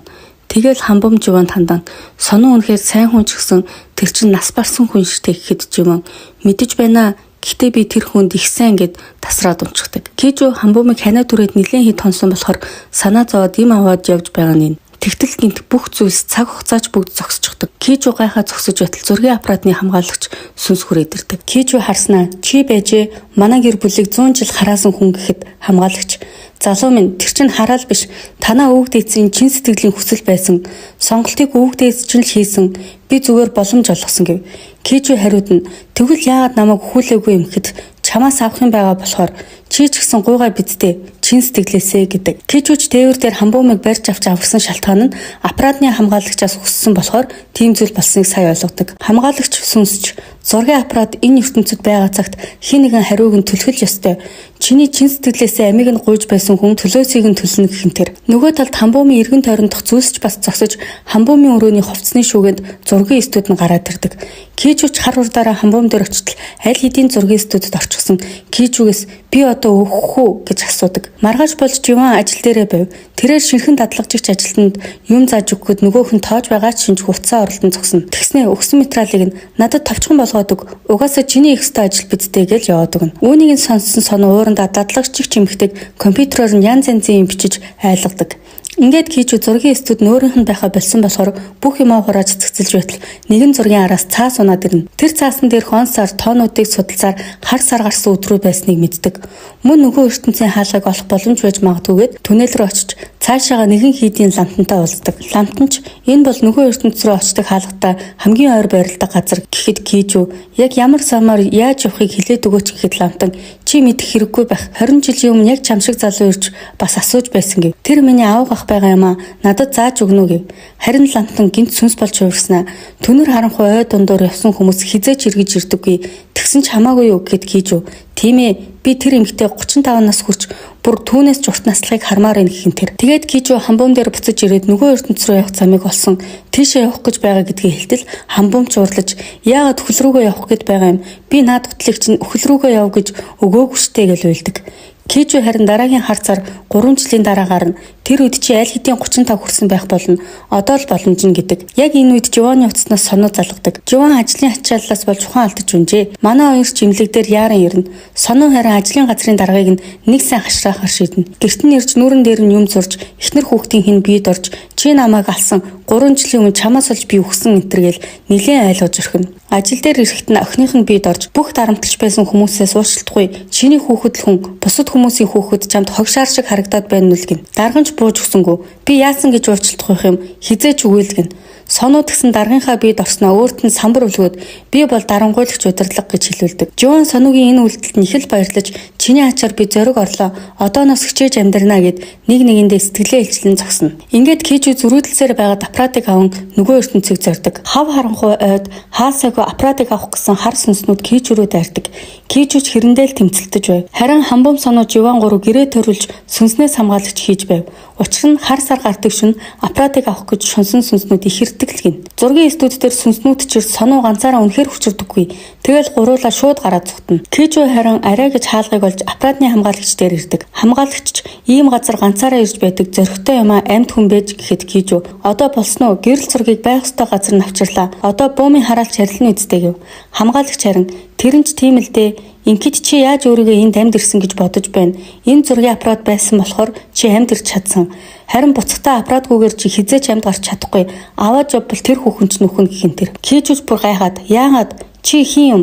Чи бурхан юм уу? Хүний амаар тоглоод гэж уурлана. Гэтэл тэр аппаратаа орхиож явдаг. Аппаратаа орхих мөчөд хамбуумын гаран дээрх шивээс жарилж Кижуг аппаратыг авч зүгч чадсныг мэдэн баярлдаг. Харамсалтай энэ хар цар гарч дуусах үед Кижу хүрээд ирнэ гэсэн боловч ирсэнгүй. Хамбуумч уг нь ирнэ гэсэн юмсан гэж уйлан зогсно. Үүнээс хойш 1 жил өнгөрчээ. Намгуугийн ихнэр онгоцны будал дээр гадаад хүмүүс зөвхөтөж хийдэг ажилтаа болсон ба цэцэгчин залуутай онгоцны будал дээр таардаг. Тэд ч хуучнаа дурсан энгийн яриа өрнүүлэн нэг нэгэндээ сайн хүсэн салцгаадаг. Сонуу харин сүнснүүдэд багшилдаг багш болсон байв. Хүний бид орох юмсыг хөдөлгөх гих мэт хичээл заадаг болжээ. Жован харин тушаал дэвшиж орлогч болж бас ажил дээр сүнсний ширээн дээр тэсэж үлдсэн домогт ажилтан гэж яригддаг алдартай болж бас Жон Соно хоёр үерхэд 400 өдөр болж байгаа гэсэн шүү. Хамбуум хариу улирал солигдох үед сэтгэл санаа нь тогтургуутаж хаашаа чамаагүй өөрийгөө завгүй байх гэж явдаг гин. Бас болоогүй нүдэндээ Кижуг төсөөлөн суун. Тэгтэл яасан гэж Кижу нөгөө ертөнцид ухаан алдчихсан хэвтэж байхад нэгэн бяцхан жаал босоороо гэж сэрэн. Энэ жаалхүү киноны ихэнх хэсэгт гардаг